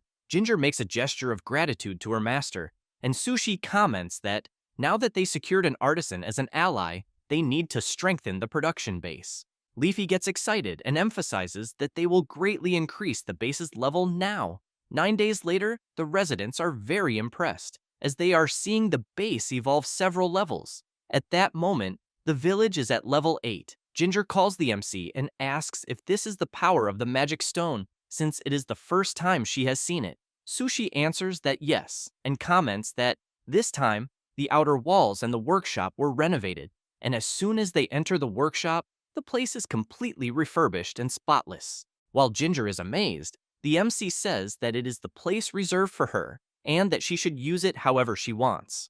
The artisan goes from one side to the other, observing and testing the place, and thanks the MC very much, saying that there are so many things she wants to try immediately. Sushi is happy to see that she is excited, and as he steps outside the workshop, he hears Leafy calling him. The MC comments that having Ginger on his side was a great victory, and that, considering the battles he has already witnessed, the equipment they had there was a bit unreliable. Then he explains that the amount of resources the magic stone can store also increased thanks to the base leveling up, but that he would like to stockpile mana in the next battles. Having said that, he emphasizes that now that the base's level has risen, as soon as the mana reaches a specific amount, a certain person will appear. The little fairy is surprised to learn that the MC is already thinking about yet another new ally. Meanwhile, he reflects that after making Ginger his ally, they constantly overcame the subsequent attacks, and that the quality of their weapons and armor improved considerably, and the burden on the members who went into battle decreased, since they have Ginger acting as support during combat. Because in the world of Last, where death is the end, Securing supplies is crucial. However, he keeps in mind that there are less than 3 days left until the second monster stampede, and therefore, he knows he needs to hurry and reinforce the defenses. A few days later, the residents are gathered in the center of the base. Wald wants to know what the hell that pile of dirt he is seeing is. Ginger says it is a golem, and explains that it is a humanoid moved by magic that moves on its own. Sushi reflects that golems are support items that can participate in battle alongside NPCs, and that they can perform the same role as the character defined as their master. So, if the master is a swordsman, the golem can use a sword. If the master is an archer, it can use a bow, since their attributes are a degraded version of the master's. But even so, they are useful to complete the number of units. Then Ginger laughs and explains that she can only move the golems because they are at the source of the magic stone, and besides that, she always wanted to try making one. Anemona becomes intrigued as she watches the golem using a sword and shield, and immediately wants to know if that thing can really fight. Ginger answers that yes, and explains that if the hunter defines a master, the golem can fight in the same style as its master, although its attributes are lower. A resident, noticing a golem wearing an apron and holding a broom, wants to know if those things can help with household chores. The artisan makes it clear that she can assign tasks such as cleaning or laundry to the golems, and anything that involves physical movement. The residents are impressed by this creation and begin to speculate around it. Then one of the golems moves, and Ginger becomes intrigued since she knows that for the golems to react the way they are, there must be another mother source nearby, until someone shouts warning that someone is approaching the base. Everyone quickly goes to the entrance of the base and watches the person walking out of the middle of the forest, and it does not take long for that person to reach the entrance. The blonde arrives confidently and shouts that she challenges the leader of the village to a duel. She is the daughter of the Queen of the White Forest, Ulyssia Weiswald. Everyone at the base cannot believe the girl's audacity. Then the MC comments to Leafy that, apparently, the conditions for the spawn have been met. Therefore, he calls out to Ulyssia and says that for now, he is the leader of the base. She observes the MC carefully and asks if he really is the leader. Then she makes it clear that if he loses the duel, she will become the leader of the place. Having said that, she tells the MC not to worry, because she will ensure the village's development. Sushi says he understands, but wants to know what will happen if she loses. Ulyssia laughs and replies that it is practically impossible, but in the worst-case scenario, if she loses, she will do anything he wants. Sushi becomes serious and asks if she is sure about that, because he thinks she might go back on her word afterward. The blonde points her finger at the MC and makes it clear that, as the daughter of Lorea, Queen of the White Forest, she, Ulyssia Weiswald, will never go back on her word. Sushi and Leafy laugh at the blonde's declaration, but then the MC gets ready and accepts the duel. They both stare at each other, and the system informs that the MC's mission now is to win the duel against a mage.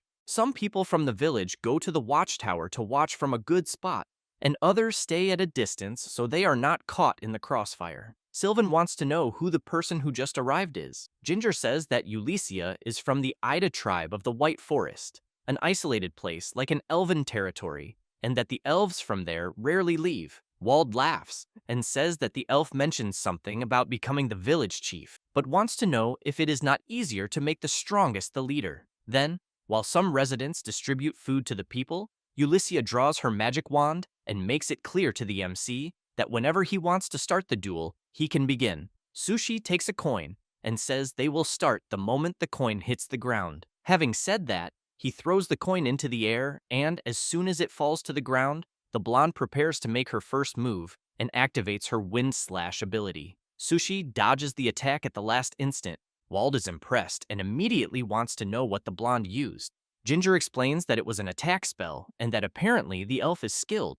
Assel comments that he could not even see the attack. Ulyssia tells the MC that he has good instincts. Having said that, while launching several Wind Slash attacks, she asks how long he thinks he can endure. Sushi moves from side to side to avoid being hit by the attacks, and reflects that he knows the elf is a character who eliminates a person on the first encounter, since she has a visual confirmation of overwhelming wind magic, and that, without knowing the strategy, the person is completely defenseless.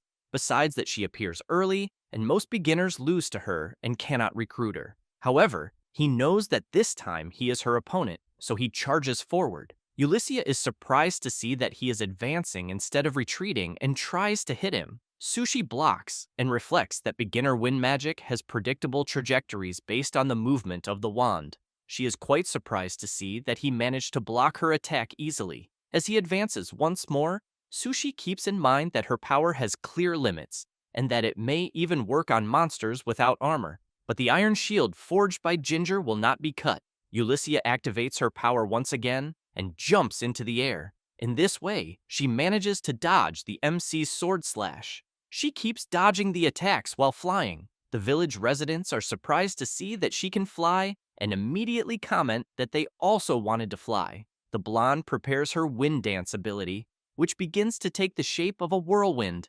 Sushi thinks that this is a higher level wind spell, and that if a test character is hit by it, it will be fatal. Ulysses comments that if the MC continues advancing head-on, he will become an easy target, but he activates an item beforehand. The blonde does not care and shouts for him to know his place. Having said that, she unleashes her overwhelming ability. However, nothing happens, and she ends up quite astonished at what she is seeing, since the MC is spinning something in his hand. She tries to do something before he does anything, but it is too late. Sushi throws what he was spinning in her direction. Ulysses is caught by the foot by a weighted rope and is immediately pulled hard to the ground. She becomes confused about what just happened and looks directly at her feet, realizing that she is tied to some weights.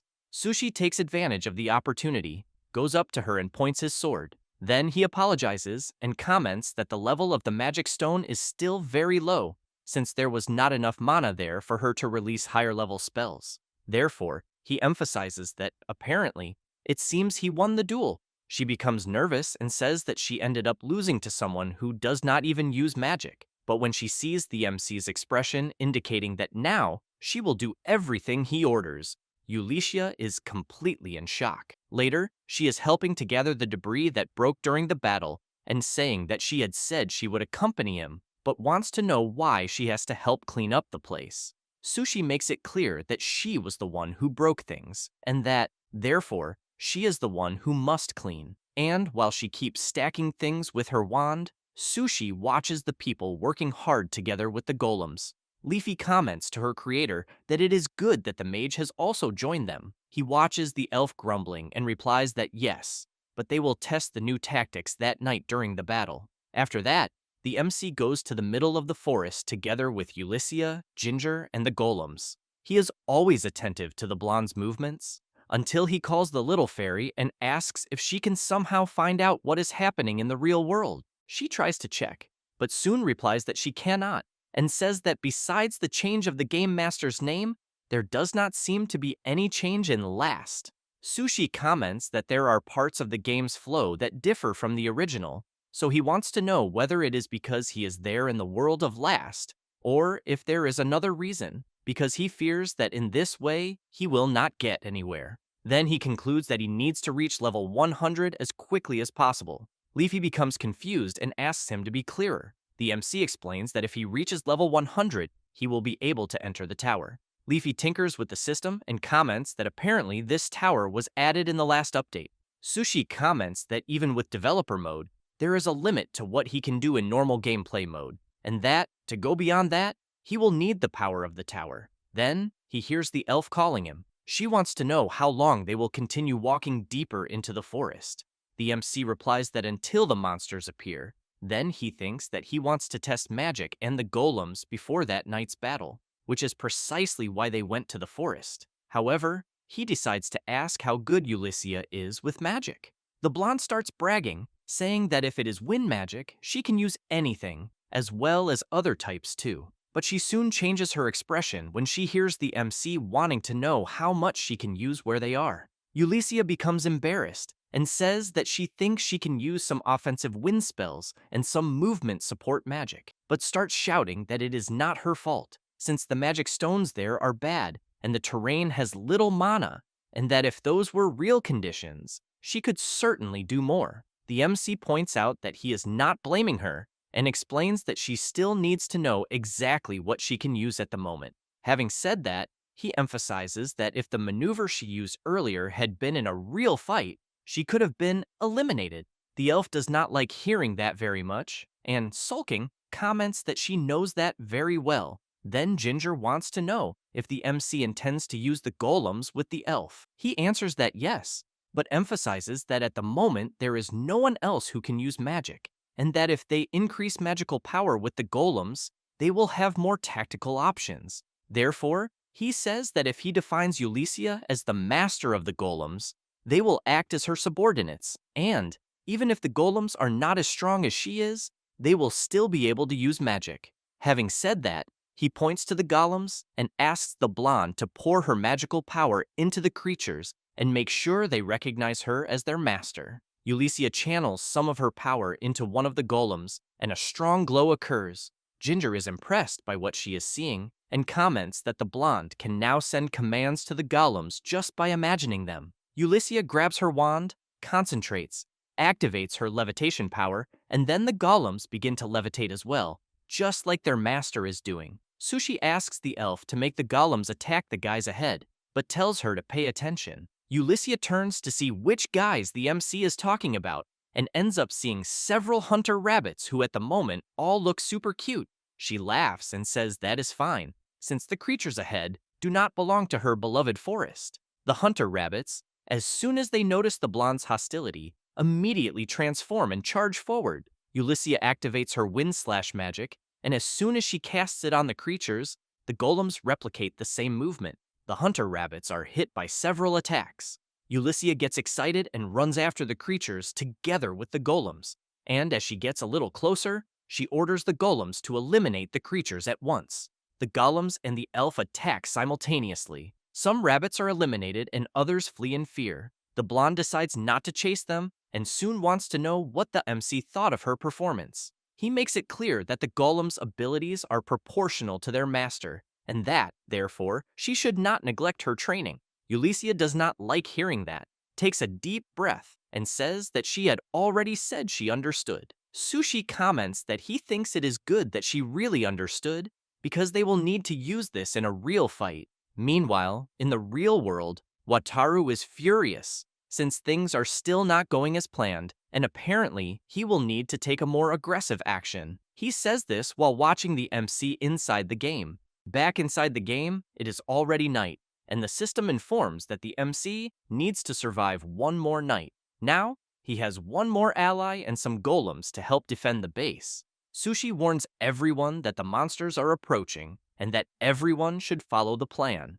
That said, he calls for Ulysses and makes it clear that her movements will be the key to success. She replies that she knows and tells the MC to relax. Wald shouts that the monsters have arrived. The goblins start entering the base, and this time, they are equipped with swords and shields, until a larger goblin appears behind the others and lets out a roar, which makes the other goblins excited for battle. The MC realizes that the creatures have started fighting in an organized manner and that, as the base level increases, apparently the enemy tactics become more and more advanced. Then, he looks at Anemona and concludes that they need to raise their own tactics to the next stage as well. The huntress orders the archers to fire their arrows. And, while the goblins are being hit, the MC thinks that first they broke the enemy line formation with long-range attacks. And then, it is Ulysses' turn, as she advances at high speed along with the golems.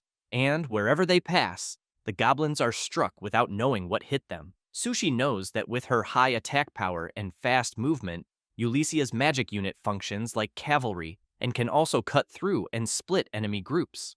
Next, the MC's group advances to the front of the battle. Ulysses heads to the left, and Wald and the others go to the right. The MC soon enters the battle and thinks that they will delay a group of goblins with arrows to immobilize them. And, meanwhile, Ulysses and the golems cause chaos in another part of the battlefield. Sushi keeps in mind that while the ground squad wears down the other group, Ulysses, who is the key piece this time, has her fun, while the goblins are worried about the ground troops. Sushi, realizing that the plan is going as intended, reflects that in this way they can locally cancel out the creature's numerical advantage. The blonde continues taking down several goblins at once, until the MC shouts, telling Wald to finish things there quickly and go after the goblin that seems to be the leader of the creatures. He defeats the weak goblin and comments that he did not even need to say it.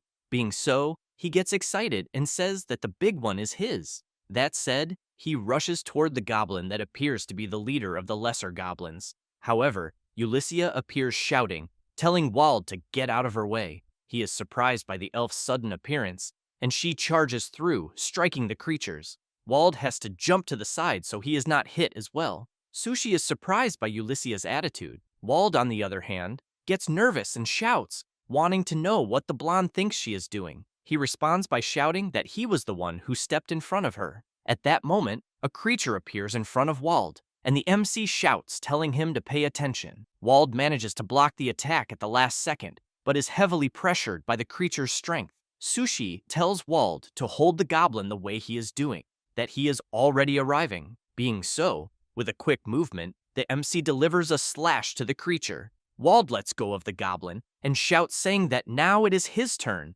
Then he drives his sword into the goblin, who barely has time to defend himself and soon falls hard to the ground. The goblins realize that their leader has just been eliminated. Sushi comments that this is great and orders everyone to finish this once and for all, and they all move together to end the battle. A few hours later, the villagers manage to defeat all the creatures, and the system announces that the mission to survive one more night has been completed. Wald wastes no time and immediately goes to Ulysses and shouts, wanting to know what she has in her head. Leafy appears and says that apparently there are still things to improve in the group's coordination. Sushi agrees and comments that he knows that, in fact, Ulysses is a great asset in battle, but seeing Wald and her arguing, he emphasizes that they need to further refine their group tactics for the second wave and strengthen the base as well. The next day, the base is once again being upgraded, and as soon as it is ready,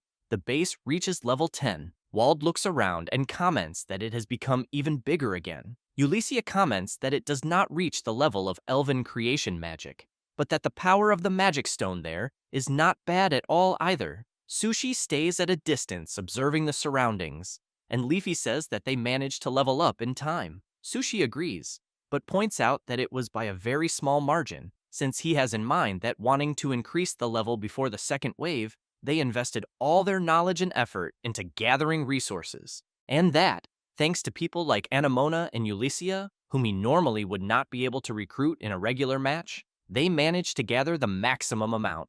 Leafy comments that now that the base has reached level 10, something will happen. Sushi agrees and says that this means more NPCs will be added. Being so, the MC shouts for everyone to clear the square because more players are about to arrive. That said, a glow appears in the sky, and soon a beam of light descends into the center of the village. Everyone watches attentively, and from the light, more people come out to help in the village. Sushi approaches them and comments that he is sure they are confused. Then he asks them to let him explain the situation to everyone.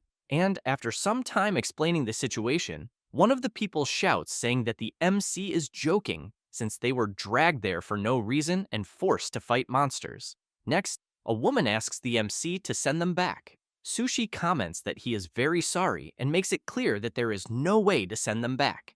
Sylvan approaches, saying that, even so, they have houses and food there, and that, for now, living there is the only real option. The guy from before keeps shouting, wanting to know what the old man is talking about, and then points his finger at the MC and says that he was the one who kidnapped everyone there. At that moment, Wald draws everyone's attention and comments that he has seen this type of reaction somewhere before, but as he tries to speak, he realizes he is not good at talking to people and bursts into laughter. The people soon want to know who the hell he is and ask Wald to stay out of it. Hearing that is a shock to Wald, and he immediately becomes serious and makes it clear that they tried to be kind. And, as he tries to charge at the new residents, two people hold Wald back so he does not mess things up. The other villagers are stunned by the shouting happening there, until Anemona asks if they should deal with that night's attack only with the current members. Sushi answers no, and emphasizes that the scale of the attack will only increase, and that it will be difficult unless they increase their numbers as well. The Huntress watches the furious Wald and thinks that if they do not reach a consensus, she believes things may get out of control. The MC just takes a deep breath, thinking that he needs to resolve this as quickly as possible. A few hours later, the women of the base continue working and talking. In the workshop, Ginger is showing the new residents how the artisan craft works. Aesel is watching the new children play. The new residents who can fight are gathered at the training field. Sushi shouts, warning that the monsters will not have mercy on them for being new. That said, he emphasizes that if they do not want to be eliminated, they must prepare properly. The guy from before, who was upset about being taken there by force, just keeps observing things without saying anything. Later, dinner is being served and several people are in the dining hall. The new residents are talking and eating, while the old residents are talking about what they will do later. Sylvan tries to get a little more drink, but the woman refuses to give him more, and the new residents notice this. And the woman and the guy from before do not like it. Sushi notices this and thinks that unfortunately, they will be going into battle still carrying so many uncertainties.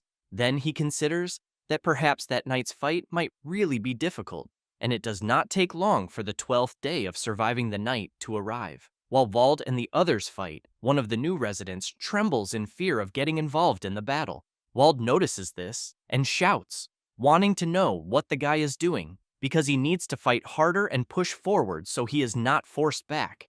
Being so, he gathers his courage and starts fighting. His partner eliminates a goblin, and the MC comments that he is doing well, but asks him to stay calm and observe his surroundings. Next, Sushi watches Aesel helping his rookie partner and thinks that he added one new NPC to each squad and assigned the rest to base defense, since he knows that flooding the front lines with unreliable members would only bring the risk of a total collapse.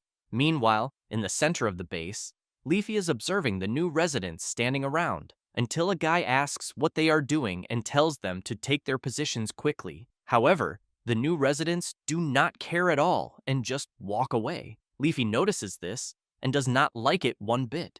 Back in the battle, the archers in the watchtower are trying to keep the surrounding goblins at bay. The MC thinks that the tactics from the last battle should work that night as well. At that moment, Ulyssia flies in with the golems and comments that now it is her turn, and they go out, causing quite a mess on the battlefield. The blonde laughs and says that goblins never learn. The MC, seeing that the elf has opened a path, shouts for everyone to keep advancing. While the older residents defeat some goblins, the new residents begin to struggle to move forward, but Ulyssia appears shouting that it is time to open the way again. Sushi replies that it is fine, since they are managing in that area. The elf once again eliminates several goblins at once, thus opening another gap in the front line. She laughs and says she is already ready for the next stage and once again goes out carving a path through the battlefield, until a red light points from the center of the forest and leaves the blonde quite startled. A goblin appears from the middle of the forest,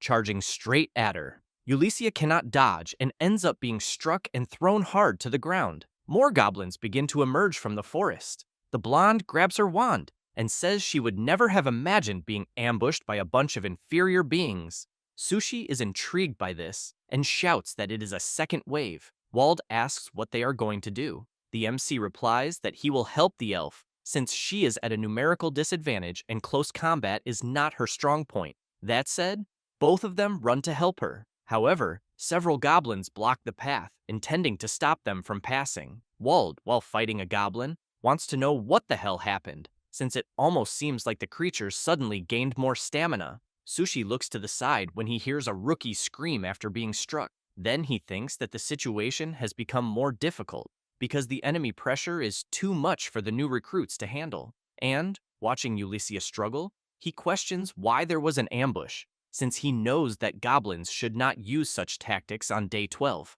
At that moment, the recruit who was attacked begins to tremble in fear and soon runs away, fleeing the battlefield and shouting that he does not want to be eliminated. Next, two more recruits run away as well, afraid of being eliminated. Sushi fears that at this rate, the front line will collapse and the goblins will invade the base. From atop the wall, one of the new residents is watching what is happening around and sees the other two recruits fleeing the battle in desperation. Being so, he looks at the other residents who arrived with him and nods, saying that the time has come. Meanwhile, Ulyssia does not give up fighting and casts her Windblade skill, until, if it were not for a golem defending her, she would have been struck from the side without even noticing. Then, she becomes nervous, since she is being overwhelmed. Leafy runs to her creator and says that a huge problem has happened since some of the new NPCs who arrived have fled the base.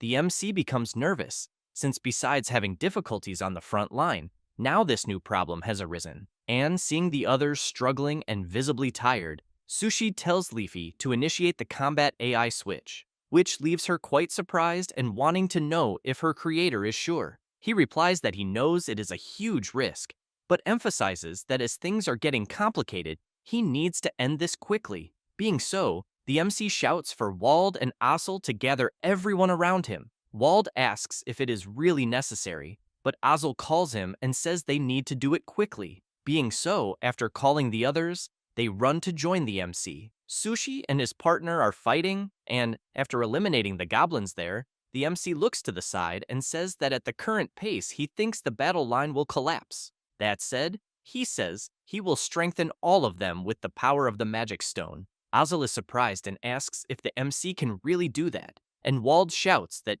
if he could do that, he should have done it from the beginning. Sushi says there is a price, since it places a heavy burden on the body, and that because of that, he cannot use it for long, but that if they do not hold their ground there, they will have no hope of winning. Wald makes it clear that if they do not win, they will be doomed anyway, so he tells the MC to just do it.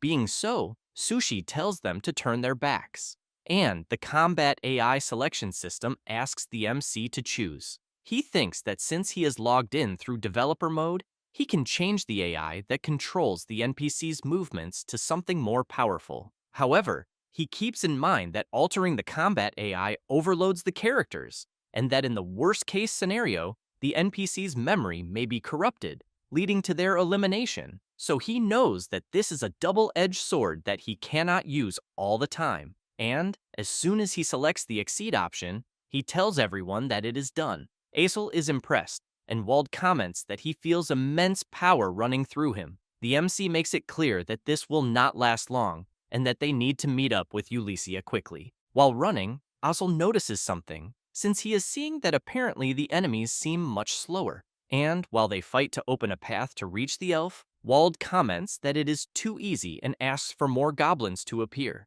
Where Ulyssia is, she is having to retreat while fighting several goblins at the same time. However, she realizes that she is heading straight toward where there are even more goblins and becomes worried since she thinks she will not be able to move in time. The goblins shout and charge at her, but one of the creatures is struck directly by a sword slash. The elf notices that reinforcements have just arrived. Sushi shouts, asking if she is okay. Wald emphasizes that they went there to save her skin. Ulyssia crosses her arms and says she did not need help, since she was already going to handle the situation alone, until suddenly, a guy drops to his knees on the ground, and Wald immediately turns around asking what is happening. The guy starts coughing up some blood, and Asel also becomes worried, asking if he is okay. Sushi says that it is the price of the strengthening magic and that they will not last much longer either. Then he makes it clear that since they do not have time, they need to defeat the goblin leader as quickly as possible. That said, the MC tells the elf to leave the golems on defense and for the others to prepare for the attack. Ulyssia activates her wind dance magic, and while she opens a path, the others follow behind, advancing. The elf's attack strikes several goblins at once, and the ground troops advance on the goblins that are scattered. Sushi runs toward a group of goblins and quickly thinks of something, and, as he throws the sword, he tells Asel to use it as a step and jump. The boy wastes no time, jumps onto the MC, and while one of the goblins is struck in the foot by the MC's sword, Asel propels himself forward and eliminates the goblin leader. After managing to survive the second goblin horde, everyone is being treated in the center of the base. One of the people is complaining that his body hurts a lot and that he will never do this again. Sushi appears saying that Asel did very well, but wants to know if his body is okay. The boy thanks him, but says he is in a bit of pain, until Leafy appears apologizing to her creator for not having managed to stop the deserters. He comments that there is nothing to be done, but that in any case he wants to know if she knows where they went. The fairy says that apparently it seems they are trying to leave the forest. Sushi takes a deep breath and comments that the monsters will block them and they will return soon. Next, he looks at the people being treated and comments that there are 2 days left until the next wave. and that they need to build a stronger defense system. Meanwhile, in the middle of the forest where the deserters are, the one responsible for the rebellion comments that the food has been secured and that he thinks it should last until they leave the forest. And as they continue walking deeper into the forest, a creature watches them from the top of a tree.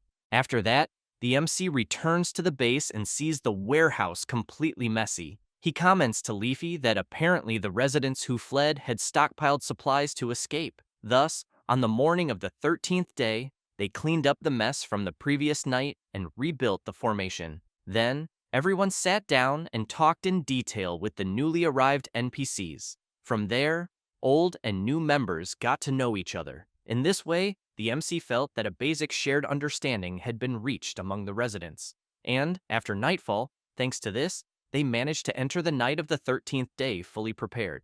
However, as a precaution, they added more variations to Ulysses' tactics. And as soon as she, together with the golems, faced a group of goblins, Ulysses wondered if the inferior beings were really daring to confront her. As she moves to the right, she comments that she will only delay them. Thus, she activates her magic and attacks several goblins at once. In this way, the enemies who failed to react to her new movements became confused, and it was easier to defeat them than on the previous day. However, Sushi knew that even so, the creature's learning speed was really very fast, since he had in mind that this was clearly different from what had been set, so he really wanted to know what the hell was going on. And as the 14th day of defense arrived, the system warns that the Great Stampede would occur, so everyone prepared to survive another stampede. At that moment, a noise happens in the middle of the forest, and several animals appear running desperately, and it doesn't take long for the creatures to appear, all heavily armed, but this time some bring catapults. And as soon as one of the goblin leaders appears in the front group, the other creatures shout. Sushi shouts, saying to Ulysses that he will be counting on her, who in turn, while preparing her arrows embedded with fire, comments that fire is not exactly her specialty, but even so, she will do her best. Having said that, she fires several arrows that hit the ground where several creatures are gathered. In this way, she activates a mine trap and generates a huge explosion, eliminating several goblins within the blast radius. Sushi shouts, giving the order for the others to advance, and the goblins also advance to confront them, and another frenetic battle begins. Azel shouts, asking to keep the right side secure. Anemona from the top of the watchtower comments that she will eliminate the enemies approaching from the left, so she wants the other archers not to wait for a signal and to keep shooting non-stop. Several arrows are launched at once, and the goblins advancing near the watchtower are hit. Azel remains firm on the right, preventing the enemies from advancing. However, some goblins manage to get close to the wall, but one of the residents inside the barrier notices the goblin's intention and quickly shouts, warning the others inside that the creatures are approaching rapidly. Meanwhile, Leafy is hoping everyone holds on. Meanwhile, the MC continues doing his part, eliminating several goblins, and thinks that at least their initial formation has held firm so far, but he wants to see how the enemy will respond. At that moment, some people walk strangely toward the wall. From above, a guy notices this movement and comments to his partner that there are people approaching, until, upon observing more closely, they realize that they are the residents who had fled. The guy quickly comes down from his post and comments that in the end, the traitors have returned, but that it is still fine, and that he will let them in. And, upon opening the gate, he says that there is a battle happening right ahead, and that they should grab weapons and help. But he ends up very surprised, as he sees that the residents who had fled are all turned into zombies. And as soon as everyone hears a strange noise, they immediately turn to see what is happening. Leafy sees some residents being eliminated at the entrance of the wall by the zombies, and is shocked, thinking she cannot believe what she is seeing, just like the other residents, who also try to understand what is happening. The zombies begin to advance into the base, and the fairy becomes worried, since the residents have turned into undead. At that moment, one of the residents, still not understanding, asks one of the zombies what is wrong with him, but ends up having to dodge quickly to avoid being hit. Leafy remains confused about what is happening, because she knows that such a phenomenon should only occur later. However, she knows that her creator is currently busy fighting on the front line, but even so, she needs to notify him immediately and begins to interact with the system.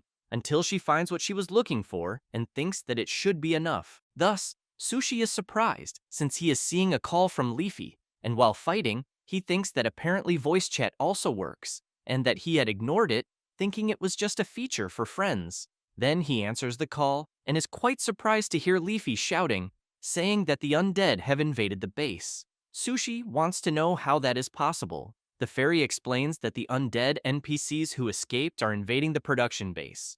While fighting a goblin, the MC hears Leafy saying that the creatures have already invaded the interior. He thinks that the event where NPCs are turned into undead by enemy magic should not happen before level 30, and, since the enemy's magic should not even exist at this moment, he questions why this is happening. Meanwhile, on the other side of the battle, the elf is fighting frenetically. Then, Ulyssia launches her wind-cutting ability together with the golems, but this time the goblins have shields and block the attack. She becomes worried, and after trying her attack in several ways again, and seeing that the goblins are blocking it, she thinks this is becoming very irritating, until she hears a noise and immediately turns to see what it is.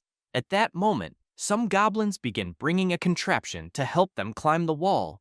Anemona notices this and becomes alarmed, thinking they are in trouble. Thus, she jumps down, telling the other archers that she will leave the post under their command, and upon reaching the wall, she sees some residents being attacked by others, and immediately wants to know what the hell is happening. She prepares her bow and fires, hitting one of the zombies, which falls to its knees, but soon stands up again as if nothing had happened. The huntress becomes intrigued, wondering why her arrows are not having any effect, and at that same moment, the goblins continue pushing the contraption toward the wall.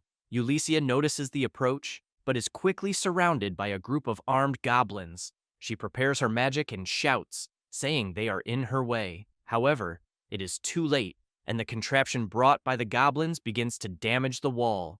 Anemona runs to try to stop it, and the MC, while continuing to fight, becomes worried and thinks that the enemies are even using siege weapons, since he knows that this completely surpasses the scope of the second stampede.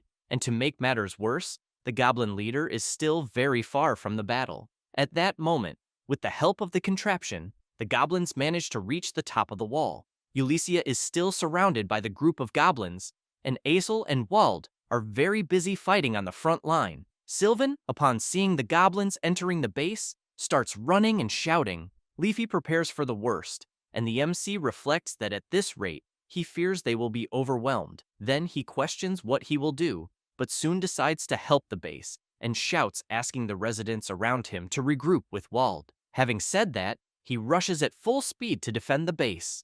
The elf continues trying to use her wind ability, but the goblins defend with shields, until she shouts asking for the MC's help, and he appears running, shouting that he will break the enemy's formation and that she should calculate the right moment to attack. Thus, Sushi takes 3 throwing bombs from his inventory and throws them to break the goblins' tight formation. A huge explosion occurs, and the other goblins around the blast area become disoriented due to the strong impact. Ulyssia realizes that the creature's formation has been successfully broken. She then quickly prepares herself and launches her attack together with the golems, and this time, they are hit directly. Sushi takes advantage of the opening and advances, and while fighting a goblin that has just appeared, he looks ahead and comments that they need to destroy the siege weapons. However, he ends up surprised, as another group of goblins has just appeared. Sushi becomes worried, thinking that the enemies do not stop appearing. Then he shouts, calling for Anemona, and asks her to use fire arrows,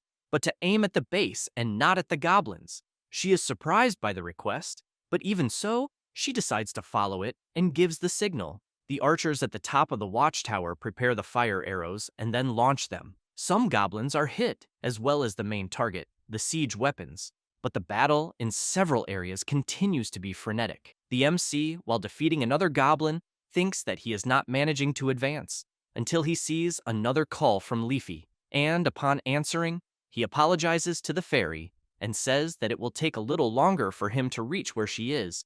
However, he comments that there should be holy water that she made stored in the warehouse, so he asks Leafy to use it. She is surprised and comments that she cannot interfere in the game. Sushi asks her to use the text dialogue interruption function, which surprises her even more, since she has in mind that this function allows developers to edit NPCs and that, if she uses such a function, she can forcibly alter the NPC's dialogue text. Leafy says that she understands and asks if, by using the function her creator requested, she will be able to tell everyone what she wants to say. He replies that yes, and emphasizes that it is difficult to use because it seems artificial, but at the moment they have no choice. Thus, Leafy wastes no time and activates this function. Then she turns and sees Mr. Sylvan fighting against an undead, so she looks for him in the text dialogue interruption list, and, after selecting him and making the change, Sylvan shouts, asking everyone inside the base to listen to him carefully. Then he explains that the weakness of the undead is holy water,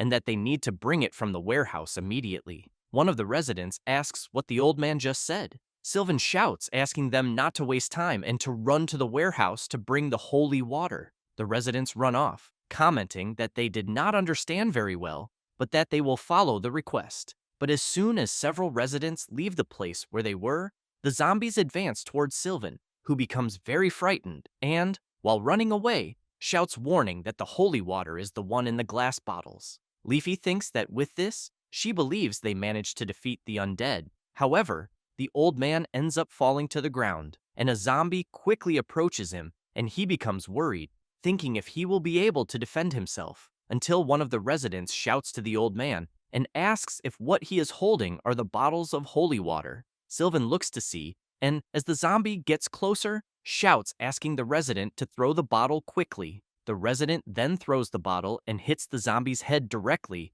causing the bottle to break and the holy water to spread. With this, the zombie begins to scream in pain, and Sylvan watches the reaction up close. The zombie soon falls to the ground, and the person who was cursed returns to normal. Thus, the residents begin to throw bottles of holy water at the undead. Leafy informs the MC that they managed to handle the situation inside the base. He says that he understands, and, since he is a bit busy, entrusts her to handle the situation there. She becomes confused by this, but says that she understands. Meanwhile, near the wall, the residents manage to destroy the goblins and the siege weapons. However, they become frightened upon hearing a loud noise. Ulysses, who is closer to the forest, cannot believe what she is seeing. The MC, upon seeing this as well, comments that this is not a monster that should appear at this moment, and that because of that, he thinks things are becoming a bit suspicious, since several trolls,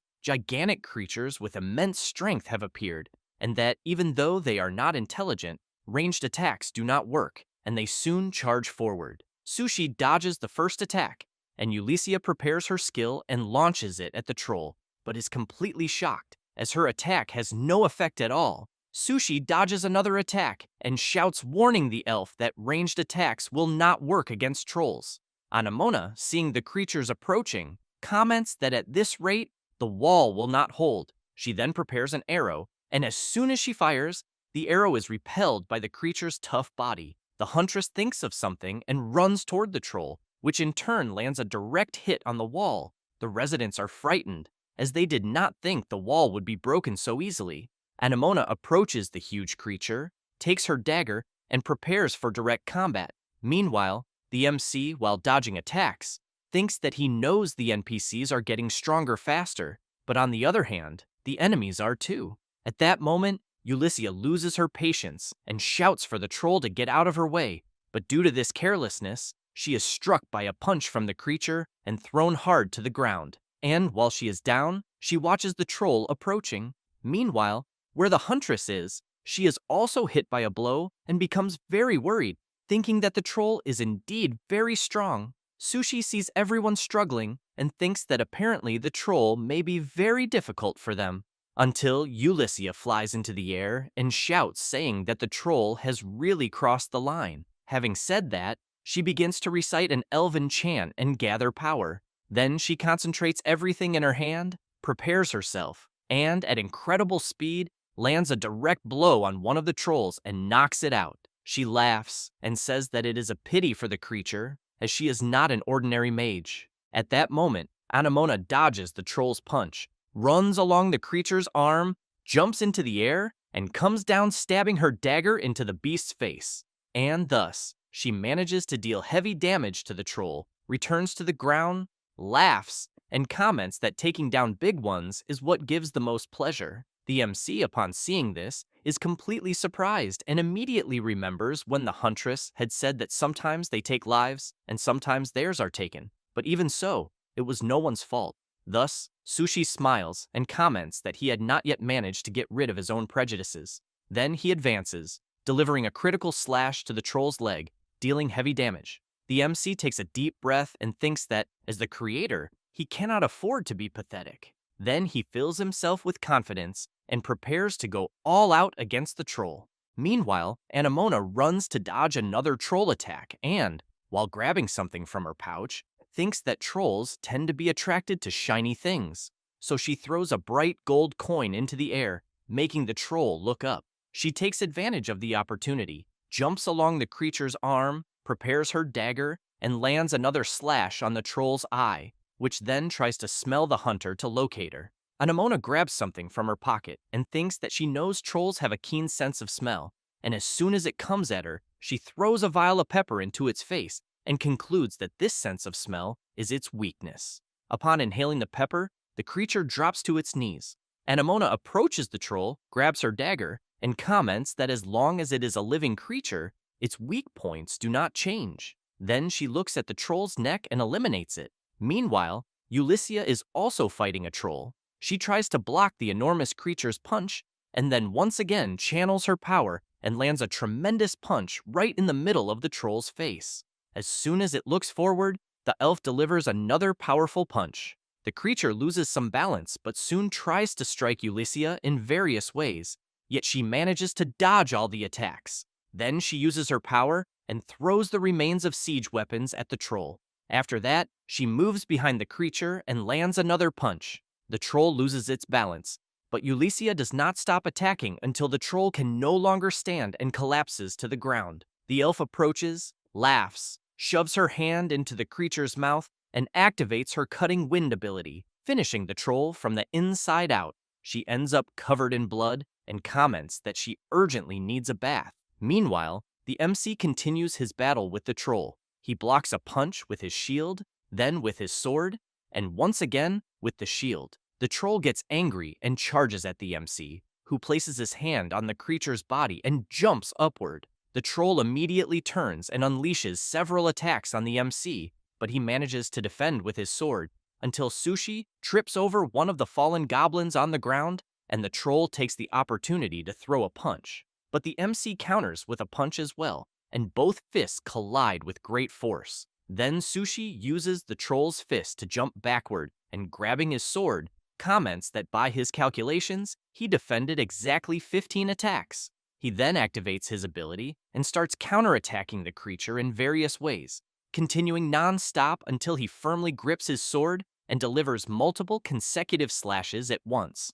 The massive troll cannot withstand it and collapses completely defeated. Sushi plants his sword into the ground to support himself so he does not fall, takes a deep breath, and thinks that he has finally defeated the troll. Then Anemona tells him that the wall has been destroyed. Ulyssia asks what they will do, because if they go on the defensive, they will slowly lose. Sushi emphasizes that if the base falls, everything will be over, and therefore wants the two of them to protect the base while he regroups with Aesel and the others to rebuild the front line. With that, everyone heads to their positions. Meanwhile, on the other side of the tree, a creature is lurking, constantly observing the villagers' movements, and upon noticing that Anemona is distracted, prepares its dark magic. Ulyssia senses something strange and immediately looks back, wondering if she really felt magical power. The hidden creature launches its dark attack, and Ulyssia notices it heading straight toward the hunter, becoming alarmed and questioning what to do,